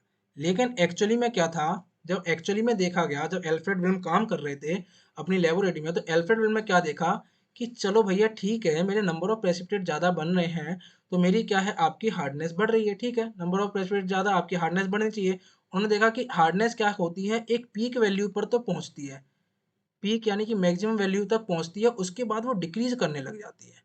अब यहाँ पर क्वेश्चन सबसे पहला आपका आना, अब ये डिक्रीज क्यों कर रही है। देखो पहला क्वेश्चन क्या था, सबसे पहला कि हार्डनेस कैसे बढ़ाई जाए एल्यूमिनियम अलॉय की, समझ में आ गया, एजिंग कराई जाए। अब एजिंग करा रहे हैं तो हार्डनेस बढ़ कैसे रही है। एल्फ्रेड विल में सोचा कि शायद माइक्रो स्ट्रक्चर में चेंज आ रहा हो, तो वो भी नहीं था, गलत था। बाद में पता चला कि प्रेसिपिटेट्स बन रहे हैं। चलो ये वाला कॉन्सेप्ट भी समझ में आया। चलो प्रेसिपिटेट बन रहे हैं तो हार्डनेस बढ़ रही है, लेकिन बाद में दिक्कत हुई जब ग्राफ ड्रॉ करा, तो ये जो हार्डनेस क्या है, एक पर्टिकुलर लेवल तक पहुंच के, इंक्रीज करके पीक वैल्यू तक पहुंच के डिक्रीज करने लग जाती है। अब मेन क्वेश्चन उठा कि ये जो हार्डनेस है वो डिक्रीज क्यों कर रही है। ठीक है, समझ में आ रहा है कैसे लिंक होती चली जा रही चीजें। पहले हार्डनेस की प्रॉब्लम थी, एजिंग करा दी, एजिंग कराया, क्यों हो रही है, बढ़ रही है हार्डनेस। सोचा माइक्रो स्ट्रक्चर बढ़ चेंज हो रहा होगा, लेकिन माइक्रो स्ट्रक्चर चेंज नहीं हो रहा था। तो भैया सॉल्यूशन निकल गया कि प्रेसिपिटेट बन रहे हैं। चलो ये वाला सॉल्यूशन भी क्लियर हुआ, प्रेसिपिटेट बन रहे हैं तो ऑब्स्टिकल्स आपका ज्यादा होंगे, और क्वेंचिंग क्यों करा रहे हैं वो भी बता दिया। ज्यादा आपका फाइन बनेगा तो ऑब्स्टिकल ज्यादा, ऑब्स्टिकल तो हार्डनेस ज्यादा। लेकिन अब दिक्कत ये थी कि हार्डनेस एक पीक वैल्यू तक पहुंच के, एक पीक वैल्यू तक पहुंचे, एक मैक्सिमम वैल्यू तक पहुंचने के बाद डिक्रीज कर रही थी। अब ये हार्डनेस डिक्रीज क्यों कर रही थी, डिक्रीज क्यों कर रही थी, वो डिक्रीज हो रही थी ओवर एजिंग, यानी ओवर एजिंग यानी ज्यादा टाइम तक रखने के कारण। यानी ज्यादा टाइम जैसे जैसे आपका अलॉय को होता जा रहा था तो ओवर एजिंग हो रही थी। ओवर एजिंग, एजिंग का मतलब क्या है कि जो पहले मेरे फाइन प्रेसिपिटेट थे, ये जो फाइन प्रेसिपिटेट थे, ये जो फाइन प्रेसिपिटेट थे, ये आपस में मिलने लग गए, आपस में जुड़ने लग गए, आपस में मिलके क्या बना लिया, कोर्स प्रेसिपिटेट। और जब कोर्स प्रेसिपिटेट बनेगा, कोर्स प्रेसिपिटेट बनेगा, यहाँ देखिए, जब कोर्स प्रेसिपिटेट बनेगा, बड़े बड़े प्रेसिपिटेट, तो कोर्स प्रेसिपिटेट बना तो क्या होगा, नंबर ऑफ ऑब्स्टिकल्स कम, नंबर ऑफ ऑब्स्टिकल्स कम तो आपकी स्ट्रेंथ कम। समझ में आया। तो वही यहाँ लिखा हुआ है कि आपका फाइन प्रेसिपिटेट के केस में क्या होगा, आपका मोर प्रेसिपिटेट होंगे, साइज छोटा होगा तो ऑब्स्टिकल ज़्यादा है, नंबर ऑफ प्रेसिपिटेट ज़्यादा, ऑब्स्टिकल ज़्यादा to the motion of the dislocation, ठीक है, तो आपकी हार्डनेस ज़्यादा। लेकिन आपका एल्फ्रेड में जब एक्सपेरिमेंट कर रहे थे, उन्होंने जब आपका टाइम के साथ आपका ग्राफ ड्रॉ किया आपका हार्डनेस का, तो उन्होंने क्या देखा कि आपका जो हार्डनेस है वो इंक्रीज करती जा रही है टाइम के साथ, लेकिन एक पीक वैल्यू पर पहुंचकर, एक मैक्सिमम वैल्यू पर पहुंचने के बाद सर जी वो तो डिक्रीज कर गई, वो तो डिक्रीज हो गई। ये डिक्रीज क्यों हो रही थी? क्योंकि ये जो प्रेसिपिटेट थे, जो फाइन प्रेसिपिटेट थे, ये आपस में क्या हो रहे थे, मिल रहे थे, जुड़ते चले जा रहे थे और कोर्स प्रेसिपिटेट बना रहे थे। कोर्स का मतलब क्या था? क्योंकि फाइन में क्या था आपके, नंबर ऑफ प्रेसिपिटेट ज्यादा, जब आपस में मिल जाएंगे तो नंबर ऑफ प्रेसिपिटेट्स कम हो जाएंगे, बिल्कुल कम हो जाएंगे। नंबर ऑफ प्रेसिपिटेट्स कम होंगे तो आपका number of obstacle to the motion of the dislocation कम हो जाएंगी, बिल्कुल कम हो जाएंगी। और जब आपका ये चीज कम होगी तो हार्डनेस कम हो जाएगी, बिल्कुल हो जाएगी। तो आपकी क्या हो गई, हार्डनेस कम हो गई, हार्डनेस कम हो गई। ये आपका, इसी रीजन को, इसको रीजन, इसी को चीज को उन्होंने क्या बोला था, ओवर एजिंग, इसी को क्या बोला था, ओवर एजिंग बोला था। ठीक है, ये दो आपको पॉइंट याद रखने हैं। इसके पीछे का कारण क्या था ये आप देख सकते हैं, reduction in the precipitate matrix interfacial energy. केवल याद रखिए, इसकी डेप्थ में नहीं जा रहे कैसे रिड्यूस हो रही है, क्या हो रही है, केवल याद रखिए कि इसका ड्राइविंग फोर्स क्या है होने का, वो ड्राइविंग फोर्स है आपका reduction in the precipitates matrix interfacial energy. ठीक है, अब चलिए आगे चलते हैं। ये जो आपका, जो अभी मैंने पीछे बताया कि आपका पहले हार्डनेस बढ़ रही थी, फिर पीक पहुंची, फिर आपकी कम हुई, वो यहाँ पर ग्राफ यहाँ लगाया हुआ है। ठीक है, तो इफेक्ट ऑफ एजिंग देखिए, effect of ageing time on the strength and the hardness of the precipitation. ठीक है, या हम जिसे कभी कभी बोल देते हैं एजिंग कर्व। एजिंग कर्व क्या होता है वो आप देख सकते हैं, यहाँ देख लीजिए। Ageing curve is a plot of strength और hardness versus against time, usually on the logarithmic scale at a particular temperature. तो जब मैंने क्या करा, स्ट्रेंथ को और एजिंग टाइम के साथ देखा, तो मैंने क्या देखा कि मेरे आपकी मटेरियल की स्ट्रेंथ, मेरे एल्यूमिनियम अलॉय की स्ट्रेंथ क्या कर रही थी, बढ़ रही थी। लेकिन जैसे ही पीक पर पहुंची, जैसे ही पीक पर पहुंची तो डिक्रीज होने लग गई, यानी कि ये जो आपका रीजन था, ये रीजन का नाम दिया गया था एजिंग। और ये आपका पीक पे पहुंचने के बाद आगे का जो रीजन था उसे नाम दिया गया था ओवर एजिंग। यहाँ पर आपको पूछा जाता है कि माइक्रो स्ट्रक्चर इवोल्यूशन भी बताइए, तो यहाँ देख सकते हैं कि आपका स्टार्टिंग में क्या होगा, आपका सुपर सैचुरेटेड सॉलिड सॉल्यूशन होगा, अल्फा का अल्फा का अल्फा का अल्फा का। फिर आपका क्या होगा, धीरे धीरे प्रेसिपिटेट्स बनने लग गए। देखिए प्रेसिपिटेट पीक एज, ये पीक पर है आपकी, कितने सारे नंबर ऑफ प्रेसिपिटेट्स हैं, देख रहे हो, छोटे छोटे छोटे छोटे बहुत सारे।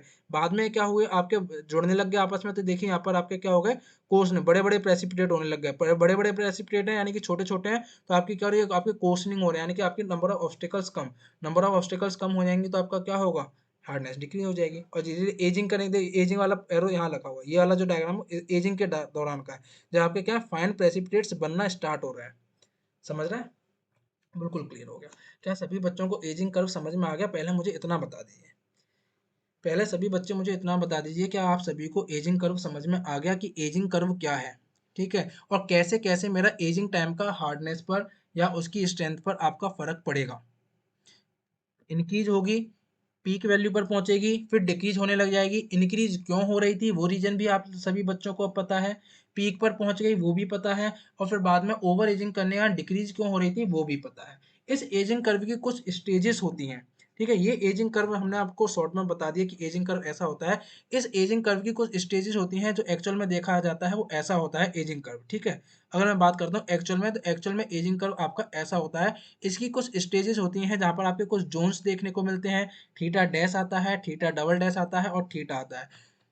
बाई चांस कभी आपसे एग्जाम में पूछ लिया, तो आपको एजिंग कर्व पूछेगा तो इतना ही लिख के आना है। लेकिन अगर पूछ लिया कि what are the stages in the ageing curve, कौन कौन सी स्टेजेस, यानी कि जब मेरा आपका ये प्रेसिपिटेशन हार्डनिंग हो रहा होगा तो बीच में कौन कौन सी स्टेजेस आएंगी, पहले जोन्स बनेंगी, फिर थीटा डबल डैश आएगा, फिर थीटा डैश फेज आएगा, फिर फाइनली इक्विलिब्रियम जो फेज है आपका वो थीटा आएगा।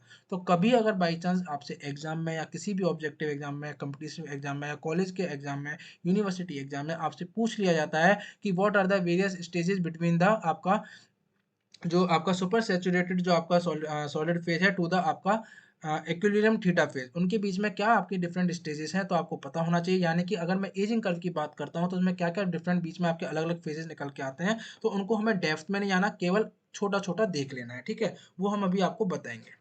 Effects of ageing curve, sorry ageing temperature, क्योंकि अभी एजिंग का ही चल रहा है, तो देख लेते हैं कि एजिंग, अभी एक बात क्या है कि आपका ये जोन्स क्या है, थीटा डबल डैश क्या है, थीटा क्या है, ये हम स्टेजेस देखेंगे। उससे पहले बात कर लेते हैं इफेक्ट ऑफ एजिंग टेम्परेचर, कि एजिंग टेम्परेचर का क्या इफेक्ट होगा, कि मैं किस टेम्परेचर पे एजिंग करा रहा हूँ। एक टेम्परेचर है मेरा T1, एक टेम्परेचर है T2। ये T1 है आपका, T2 है वो आपका टेम्परेचर ज़्यादा है T1 से। तो अगर मैं T1 पर एजिंग कराऊंगा तो क्या देखने को मिलेगा, T2 पर एजिंग कराऊंगा तो क्या देखने को मिलेगा। तो यहाँ पर मैंने आपका ट्रिपल टी डायग्राम लगा रखा है, पहले ट्रिपल टी डायग्राम देख लीजिए एक बार। ठीक है, ये मैंने क्या करा, यहाँ से क्वेंच करा, क्वेंच करा, क्वेंच करा, क्वेंच कर दिया। मैं T2 टेम्परेचर पर ले गया क्योंकि मैं T2 टेम्परेचर पर एजिंग कराना चाहता हूँ। एजिंग, ठीक है, यहाँ पर एजिंग करा रहे हैं। फिर मैंने क्या करा, इसी को मैंने नीचे ले गया और मैंने T1 टेम्परेचर पर एजिंग कराई, यहाँ पर मेरी ये एजिंग हो गई। ठीक है, जब मैंने T2 टेम्परेचर पर कराई, हाई टेम्परेचर पर कराई, तो मैंने क्या देखा, आपको पीछे मैंने बताया था, तो यहाँ पर आपको कोर्स प्रेसिपिटेट मिल रहा था, नीचे सबसे नीचे फाइन। तो जब मैं इधर से ऊपर की तरफ जाऊंगा तो मेरा क्या है, जो फाइन प्रेसिपिटेट है वो कोर्स में बदलता चला जाएगा, यानी कि आपका हाइयर टेम्परेचर पर मुझे क्या मिलेगा, कोर्स प्रेसिपिटेट मिलेगा, एज कंपेरिजन टू जो आपका लोअर टेम्परेचर पर। ठीक है, तो हाइयर टेम्परेचर पर कोर्स प्रेसिपिटेट मिलेगा और लोअर टेम्परेचर पर मुझे फाइन प्रेसिपिटेट मिलेगा। ठीक है, तो एक पॉइंट तो यहाँ से आप कंक्लूजन निकाल सकते हो कि लोअर टेम्परेचर पर मुझे फाइन प्रेसिपिटेट मिलेगा, जिसकी वजह से मुझे हार्डनेस अच्छी मिलेगी लो टेम्परेचर पर, क्योंकि फाइन मुझे लो टेम्परेचर पर मिल रहा है तो हार्डनेस अच्छी मिलेगी लो टेम्परेचर पर। ठीक है, लेकिन आपका हाई टेम्परेचर पर कोर्स प्रेसिपिटेट मिल रहा है, हार्डनेस तो मिलेगी लेकिन इतनी अच्छी नहीं मिलेगी as comparison to the low temperature. Hardness मिलेगी पर उससे कम मिलेगी। इन्हीं दोनों चीजों को, इन्हीं दोनों टेम्परेचर वाले एजिंग को मैंने क्या करा, एजिंग कर्व पे देखा, इनका एजिंग कर्व बनाया। तो T1 जो कि मेरा लो टेम्परेचर वाली, ये लो टेम्परेचर वाला था, तो मैंने क्या देखा कि मुझे इसमें जो पीक हार्डनेस, जो आपका हार्डनेस पीक मिल रही है, वो मुझे आपकी ये मिल रही है 1। एंड जो T2 टेम्परेचर जो कि आपका हाई टेम्परेचर वाला था, इसमें मुझे हार्डनेस आपकी पीक 2 मिल रही है।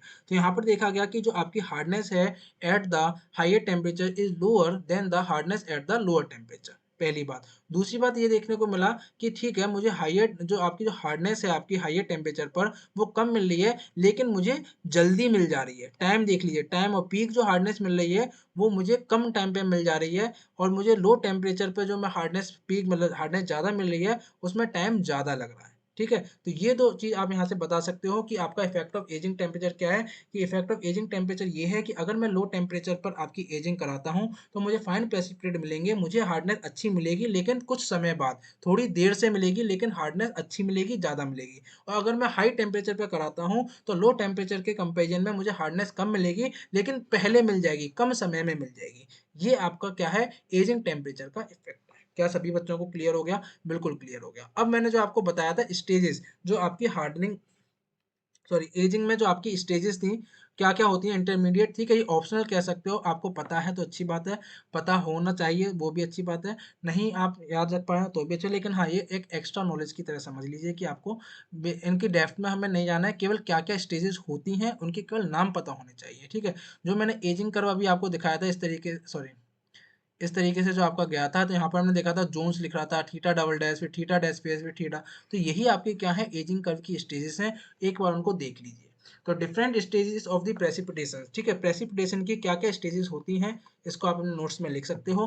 तो different stages of precipitation before final stable theta phase CuAl2 is attend. जो मुझे फाइनल आपका CuAl2 कॉपर एल्यूमिनाइट का जो फाइनल इक्विवेलेंट फेज मिलने से पहले, और जो मेरा सुपर सैचुरेटेड जो आपका अल्फा था, उसके बीच में क्या क्या अलग अलग स्टेजेस होंगी प्रेसिपिटेशन की, वो हम यहाँ पर देख लेते हैं। तो सबसे पहले आपकी स्टेज 1 आती है, स्टेज 1 जिसे हम क्या बोलते हैं, जिसमें क्या होता है कि जो आपके सॉल्यूट एटम्स होते हैं, जो कॉपर के सॉलिड एटम होंगे, उनकी आपकी लोकल क्लस्टरिंग यानी आपस में इकट्ठे होने लग जाते हैं, लोकल क्लस्टरिंग होती है। तो स्टेज 1 क्या है आपका लोकल, इसी की डेप्थ में नहीं जाना है, केवल नाम समझ लीजिए क्या होता है, कौन कौन सी होती है, केवल इतना समझ लीजिए। ठीक है, तो स्टेज 1 में क्या होता है, local clustering of the solute atom. Solute atom की लोकल क्लस्टरिंग होती है, जिसको हम क्या बोलते हैं, गिनियर प्रेस्टन जोन्स, GP जोन्स बोलते हैं। ठीक है, गिनियर प्रेस्टन जोन्स, GP जोन्स, जो लोकल क्लस्टरिंग है आपकी उसे क्या बोलते हैं, जीपी है। तो स्टेज 1 क्या है, जीपी जोन्स है। तो यहाँ मैंने हल्का सा लिख रखा है कि जो शेप ऑफ जीपी जोन्स होती है strongly influence by the amount of the misfit occur when the solid is paint the parent metal. तो लोकल क्लस्टरिंग की वजह से क्या होता है, आपका लोकल स्ट्रेंस प्रोड्यूस होती हैं, ये आपकी टेंसल और कंप्रेसिव दोनों कोई भी टाइप की हो सकती है, जिसकी वजह से क्या होगा, इन लोकल स्ट्रेंस की वजह से आपका क्या होता है, स्ट्रेंथ बढ़ती है आपकी, जो सॉरी स्ट्रेंथ या हार्डनेस दोनों ही बात है, स्ट्रेंथ और हार्डनेस आपकी क्या होती है, इनक्रीज होती है। ठीक है, क्योंकि वो जो आपके स्ट्रेन फील्ड डेवलप होते हैं वो क्या करते हैं, ऑब्स्टिकल क्रिएट करते हैं in the motion of the dislocation. पहली स्टेज ये थी। सेकंड स्टेज आपकी क्या होती है,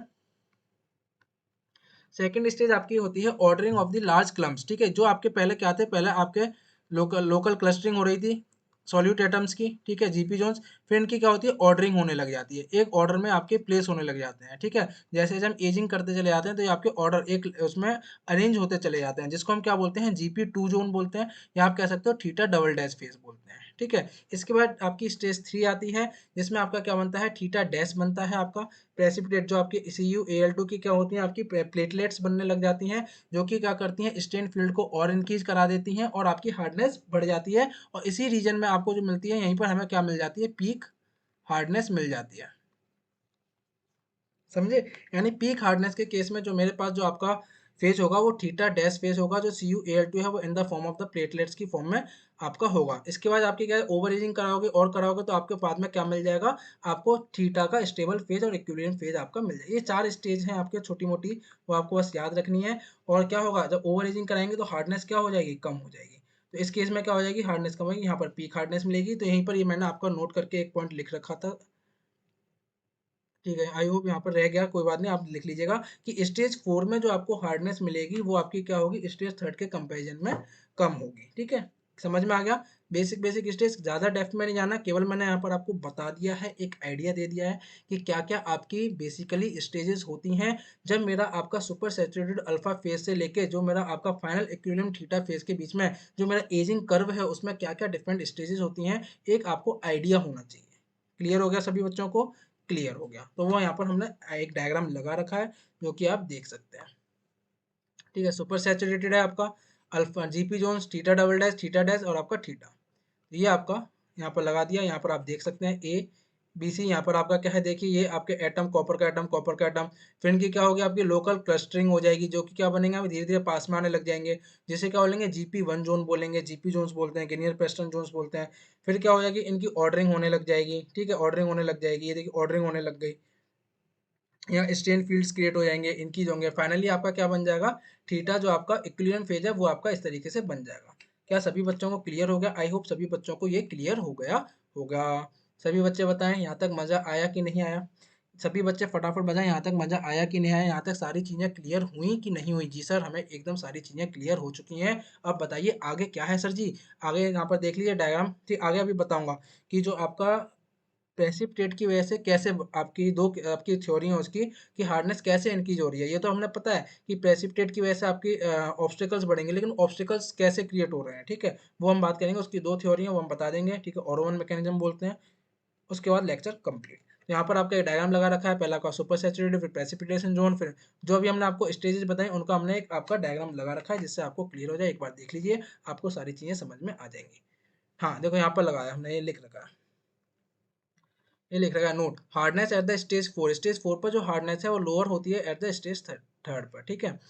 अब आपका हार्डनिंग मैकेनिज्म, वही मैंने बताया था, हार्डनिंग मैकेनिज्म अब आपका इंपॉर्टेंट है कि आपका ये जो प्रेसिपिटेट हैं, हमें पता है ऑब्स्टेकल की तरह क्रिएट करेंगे, तो उसके पीछे की थ्योरी क्या है, मैकेनिज्म क्या है। तो उसके दो पॉसिबिलिटी होती हैं आपकी, वो हम बता देंगे। एक तो प्रेसिपिटेट की कटिंग वाला, एक ओरोवन मैकेनिज्म, जिसमें हम क्या बोलते हैं, डिसलोकेशन बोइंग, उसका आपको आइडिया होना चाहिए, वो हम आइडिया आपको दे देंगे, और लेक्चर कंप्लीट। आई होप इतना तो आपको समझ में आ गया होगा कि प्रेसिपिटेशन हार्डनिंग में हो क्या रहा है, कि मेरी स्ट्रेंथ, मेरी हार्डनेस बढ़ कैसे रही है, ठीक है, पूरी कहानी आपको क्लियर हो गई होगी। अब इसकी हार्डनिंग की मैकेनिज्म क्या है प्रेसिपिटेशन, तो यहाँ पर मैंने लिख रखा है, जो कि आप एग्जाम में एज इट इज लिख के आ सकते हो। As we know that hardness of the material increase as the difficulty in the motion of dislocation increase. सही बात है सर जी, ये हमें पता है कि आपका ये पॉइंट तो हमें बिल्कुल रट गया, क्लियर हो गया कि हमारे प्रेसिपिटेशन हार्डनिंग में जो प्रेसिपिटेट निकल के आएंगे, और ये प्रेसिपिटेट बने कैसे रहते हैं वो कहानी भी मैंने बता दी, सुपर सैचुरेटेड से सैचुरेटेड में बदलेगा। और क्योंकि सुपर सैचुरेटेड में क्या है कि जो नंबर ऑफ सॉल्यूटेड एटम है उस टेम्परेचर पर ज्यादा है as comparison to the equilibrium और सैचुरेटेड कंडीशन के कंपेरिजन में। तो जब मैं एजिंग कराऊंगा तो जो सुपर सैचुरेटेड और सैचुरेटेड में बदलेगा, और जो एक्स्ट्रा जो आपके नंबर ऑफ कॉपर एटम है वो कैसे बाहर निकल आएंगे, ऐसा प्रेसिपिटेट बाहर निकल के आ जाएंगे। और वही प्रेसिपिटेट कैसे कैसे में काम करेंगे, डिसलोकेशन के और मूवमेंट में ऑब्स्टेकल की तरह काम करेंगे। बिल्कुल सही बात है। तो ये सर जी हमें बात पता है, जितने ज्यादा आपके प्रेसिपिटेट उतने ज़्यादा ऑब्स्टेकल, उतने ज़्यादा डिसलोकेशन के मूवमेंट में आपकी क्या होंगी, हर्डल्स आएंगी और आपकी हार्डनेस बढ़ेगी। तो वही पॉइंट हमने एज इट इज लिख दिया कि as we know that hardness of the material increases as the difficulty in motion of dislocations increases due to the presence of the obstacle in precipitation hardening. अब precipitation hardening में क्या होता है, इस hardening में precipitate act as a obstacle in the motion of dislocation and hence helps in increasing hardness.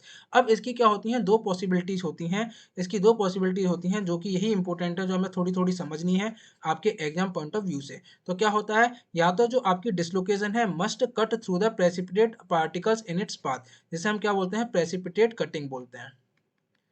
ये precipitate cutting, पहला क्या है, प्रेसिपिटेट कटिंग, यानी कि क्या है कि आपके ये प्रेसिपिटेट है, ये डिसलोकेशन मेरी जा रही है, तो ये डिसलोकेशन जब इसको पास करे तो इस प्रेसिपिटेट को कट कर दे, काट दे, ठीक है।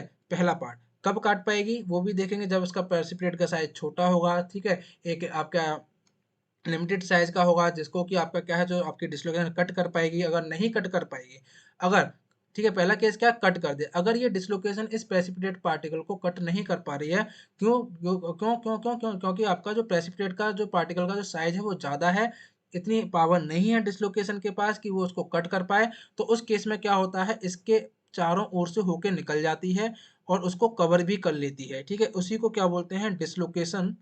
दूसरा पॉइंट क्या होगा कि आपका जो प्रेसिपिटेट पार्टिकल है उसका साइज बहुत ज़्यादा है, इतना ज़्यादा है कि आपका जो डिसलोकेशन है उसको कट नहीं कर पा रही है, तो उस केस में क्या होगा, डिसलोकेशन बोइंग हो जाएगा, डिसलोकेशन बोइंग हो जाएगा, और उसी को हम क्या बोलते हैं, ओरोवन,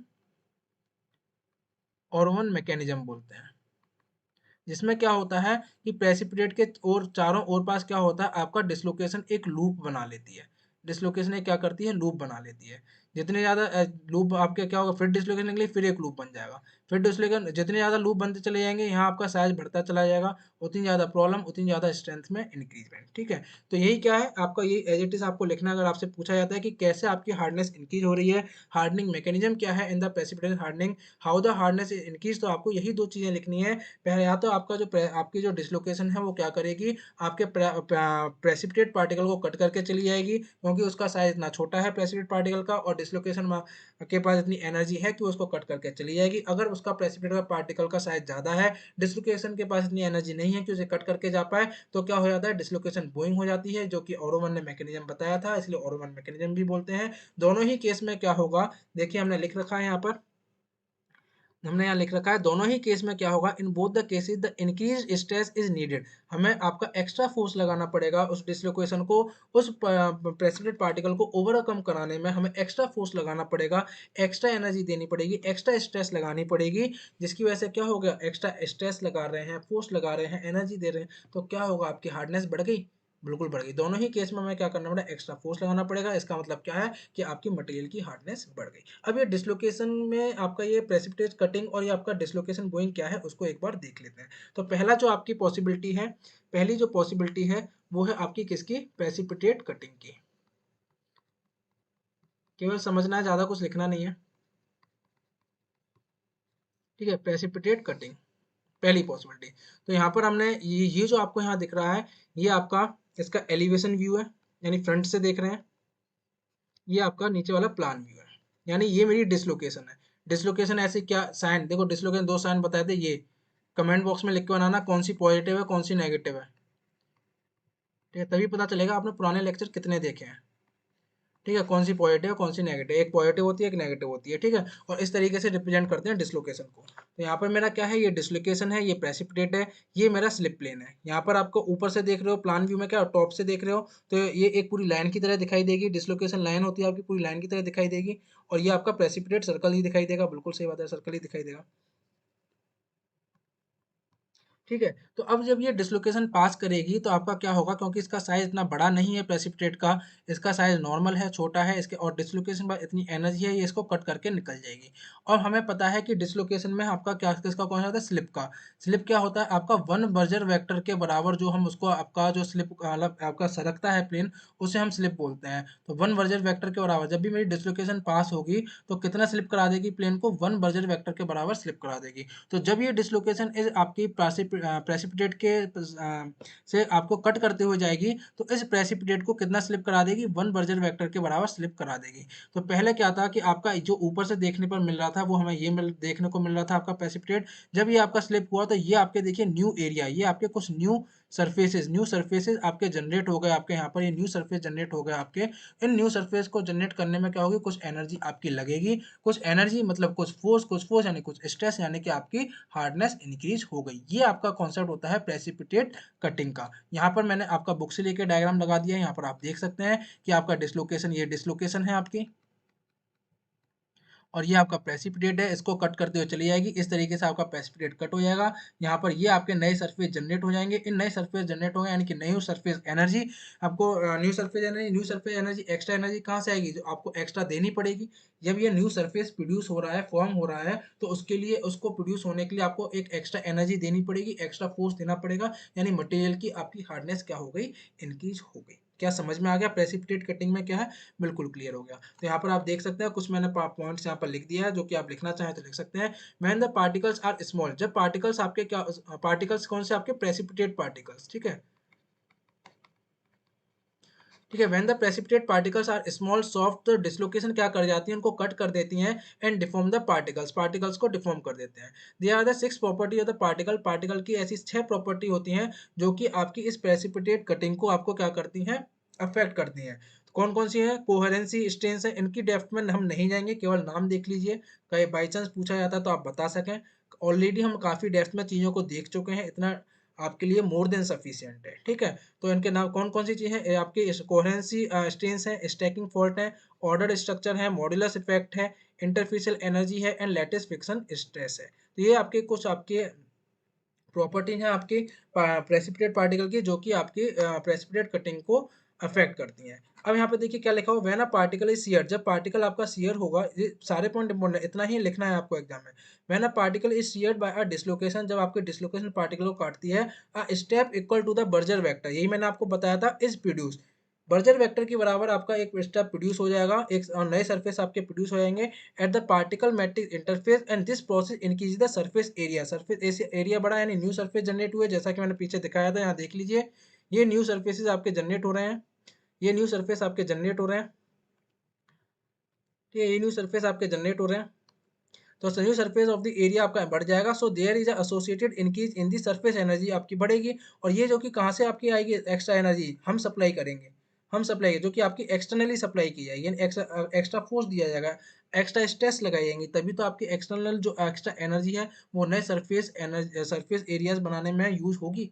इसका मतलब क्या है, मटेरियल की आपकी हार्डनेस और स्ट्रेंथ बढ़ गई। क्या पहला आपका कॉन्सेप्ट समझ में आया कि प्रेसिपिटेट की वजह से आपका किस तरीके से मटेरियल की हार्डनेस बढ़ रही है, जिसको हमने नाम दिया है प्रेसिपिटेट कटिंग। क्लियर हो गया, बिल्कुल क्लियर हो गया। चलिए आगे चलते हैं। दूसरा जो आपका होता है, दूसरा जो आपका है सेकंड, जो सेकंड है आपका वो है डिसलोकेशन बोइंग, डिसलोकेशन बोइंग, या मैं इसे कह दूं आपका डिसलोकेशन बोइंग, या फिर मैं कह दूं ओरोवन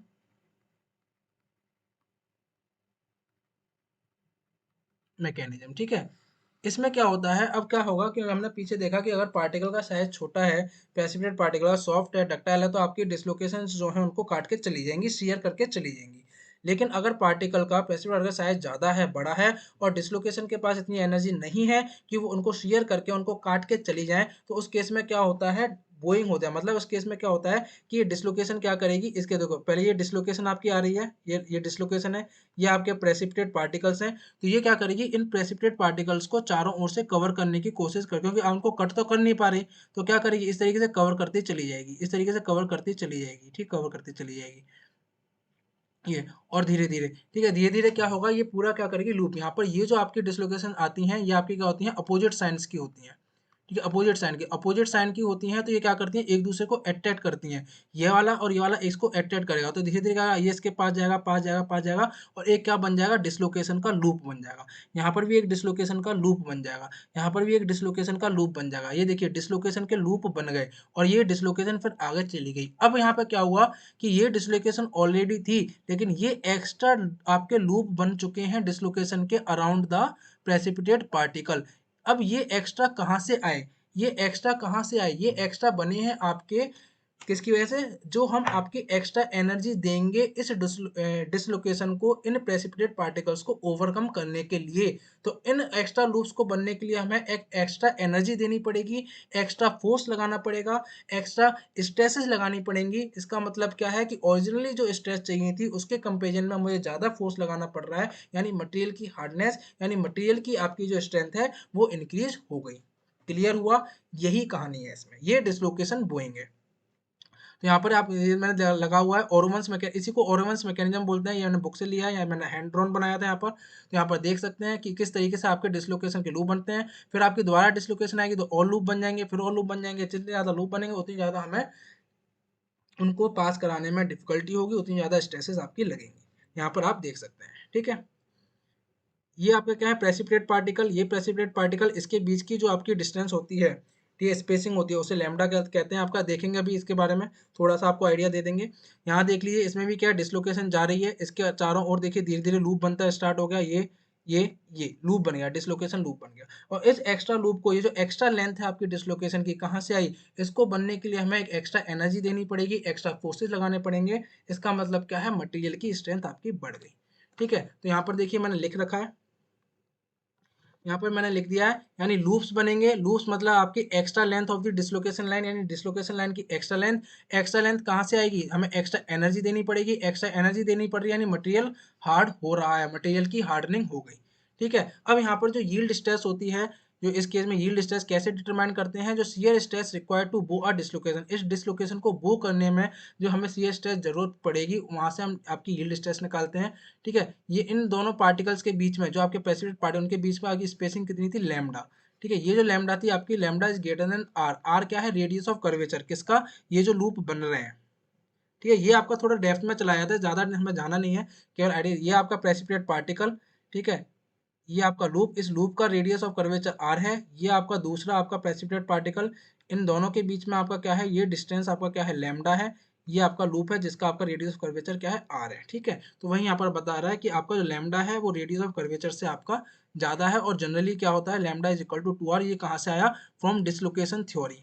ये डिसलोकेशन थ्योरी पढ़ेंगे तब हम देख लेंगे, मौका मिला तो। R is equal to G b by 2 tau naught कैसे आया है? From dislocation theory. अभी आपको ज़्यादा दिमाग नहीं लगाना है, ज़्यादा नहीं सोचना है, केवल आप इतना मान लीजिए, हाँ, डिसलोकेशन थ्योरी से आर की वैल्यू ये निकल के आती है। और हम देखते हैं लैम्डा की वैल्यू कितनी आती है? Lambda is equal to 2r। जब मेरे पास आर की वैल्यू ये आ गई तो यहाँ से मैं टाउ नॉट निकाल सकता हूँ। टाउ नॉट की वैल्यू कितनी आ गई आपकी? जी बी अपॉन लैम्डा, क्योंकि आपका 2r क्या है? लैम्डा के बराबर है। तो ये आपका क्या है? आपका इतनी शियर स्ट्रेस मुझे चाहिए होगी for the dislocation to be move between the obstacles. इतना मुझे स्ट्रेस चाहिए होगा, इतना मुझे फोर्स चाहिए होगा। ये आपको एक्सप्रेशन लर्न करना है, याद रखना है। ठीक है, इसको रिमेंबर। कभी कभी एग्जाम में डायरेक्टली पूछ लिया जाता है, इसलिए यहाँ पर लग दिया था कि टाउ, जो शियर स्ट्रेस हमें चाहिए होगी, वो कितनी होगी? GB upon lambda. Very very important. ठीक है, ये आपको याद रखना है। बी क्या है? बर्जर वेक्टर है। जी क्या है? आपका मॉड्यूलस ऑफ रिजिडिटी। लैम्डा आपका क्या हो गया? आपका जो आपकी प्रेसिपिटेट्स पार्टिकल्स के बीच में जो आपका स्पेसिंग है वो आपका लैम्डा हो गया। सो एवरी डिसलोकेशन, जो आपकी क्या है, हर एक dislocation gliding over the slip plane के ऊपर ग्लाइड करती है, वो क्या करेगी? एक एक्स्ट्रा लूप लगा देगी। यानी कि एक डिसलोकेशन आई, ये प्रेसिपिटेट था, ये डिसलोकेशन मूव करी तो आपका एक लूप लग गया।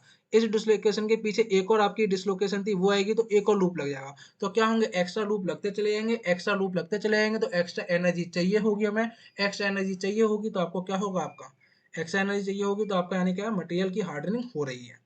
तो these loop exert a back stress. ये लूप क्या करते हैं? एक बैक स्ट्रेस आपके लगाते हैं on the dislocation sources which must be overcome for the additional shift to take place. This require increase in the shear stress, यानी कि हार्डनिंग आपकी क्या हो गई? इंक्रीज हो गई। अब सभी बच्चे बताएं कि क्या सारा कॉन्सेप्ट प्रेसिपिटेशन हार्डनिंग का समझ में आ गया? किस तरीके से मेरी हार्डनिंग हो रही है मटेरियल की, यानी कि नॉन फेरस मटेरियल की हीट ट्रीटमेंट भी करा दिया, इस स्ट्रेंथनिंग मैकेनिज्म भी देख लिया हमने। तो पूरा यहाँ तक आपका कंप्लीट होता है कि प्रेसिपिटेशन हार्डनिंग की कहानी क्या थी, क्या क्या चीज़ें थी। सारे टर्म्स एंड कंडीशंस हमने आपको बता दिए, क्या क्या क्या स्टेप्स होते हैं, क्या क्या स्टेजेस हैं। कोई भी चीज़ यहाँ पर नहीं बची है। अगर सभी बच्चों को यहाँ तक समझ में आया है तो लाइक ज़रूर कीजिएगा, कमेंट में लिखकर ज़रूर बताइएगा कि जी सर हमको समझ में आया है। पूरा टॉपिक डिटेल में पढ़ाया था, काफ़ी चीज़ें हमारे यहाँ से कवर हो चुकी हैं। वो मुझे, आप जो भी फीडबैक हो वो आप मुझे बताइएगा। ठीक है, और जो चीज़ नहीं समझ में आई होगी दोबारा देखिएगा आप लेक्चर को, और नहीं न समझ में आया दोबारा तो कमेंट बॉक्स में लिखकर मुझे बताइएगा। तो यहाँ पर हमारा क्या होता है, प्रेसिपिटेशन हार्डनिंग का लेक्चर कंप्लीट होता है। आई होप आप सभी बच्चों ने एंजॉय किया होगा, सीखा होगा, कुछ नया सीखा होगा, कुछ ना कुछ आपको एक्स्ट्रा यहाँ से मिला ही होगा। तो जिन भी बच्चों को अच्छा लगा है, जो बच्चे नए हैं, उनके लिए मैं रिक्वेस्ट करूंगा कि आप क्या करिए, हमारी प्रोडिजी लर्नर्स की फैमिली में जुड़िए, नई नई चीज़ों को, कॉन्सेप्ट्स को पढ़ते रहिए, सीखते रहिए और आगे बढ़ते रहिए। तो थैंक यू स्टूडेंट्स। अगला लेक्चर मैं जल्द ही लेकर आऊँगा, मिलेंगे आपसे जल्द ही। तब तक के लिए पढ़ते रहिए, अपना और अपनी फैमिली का ख्याल रखते रहिए। Good bye, thank you.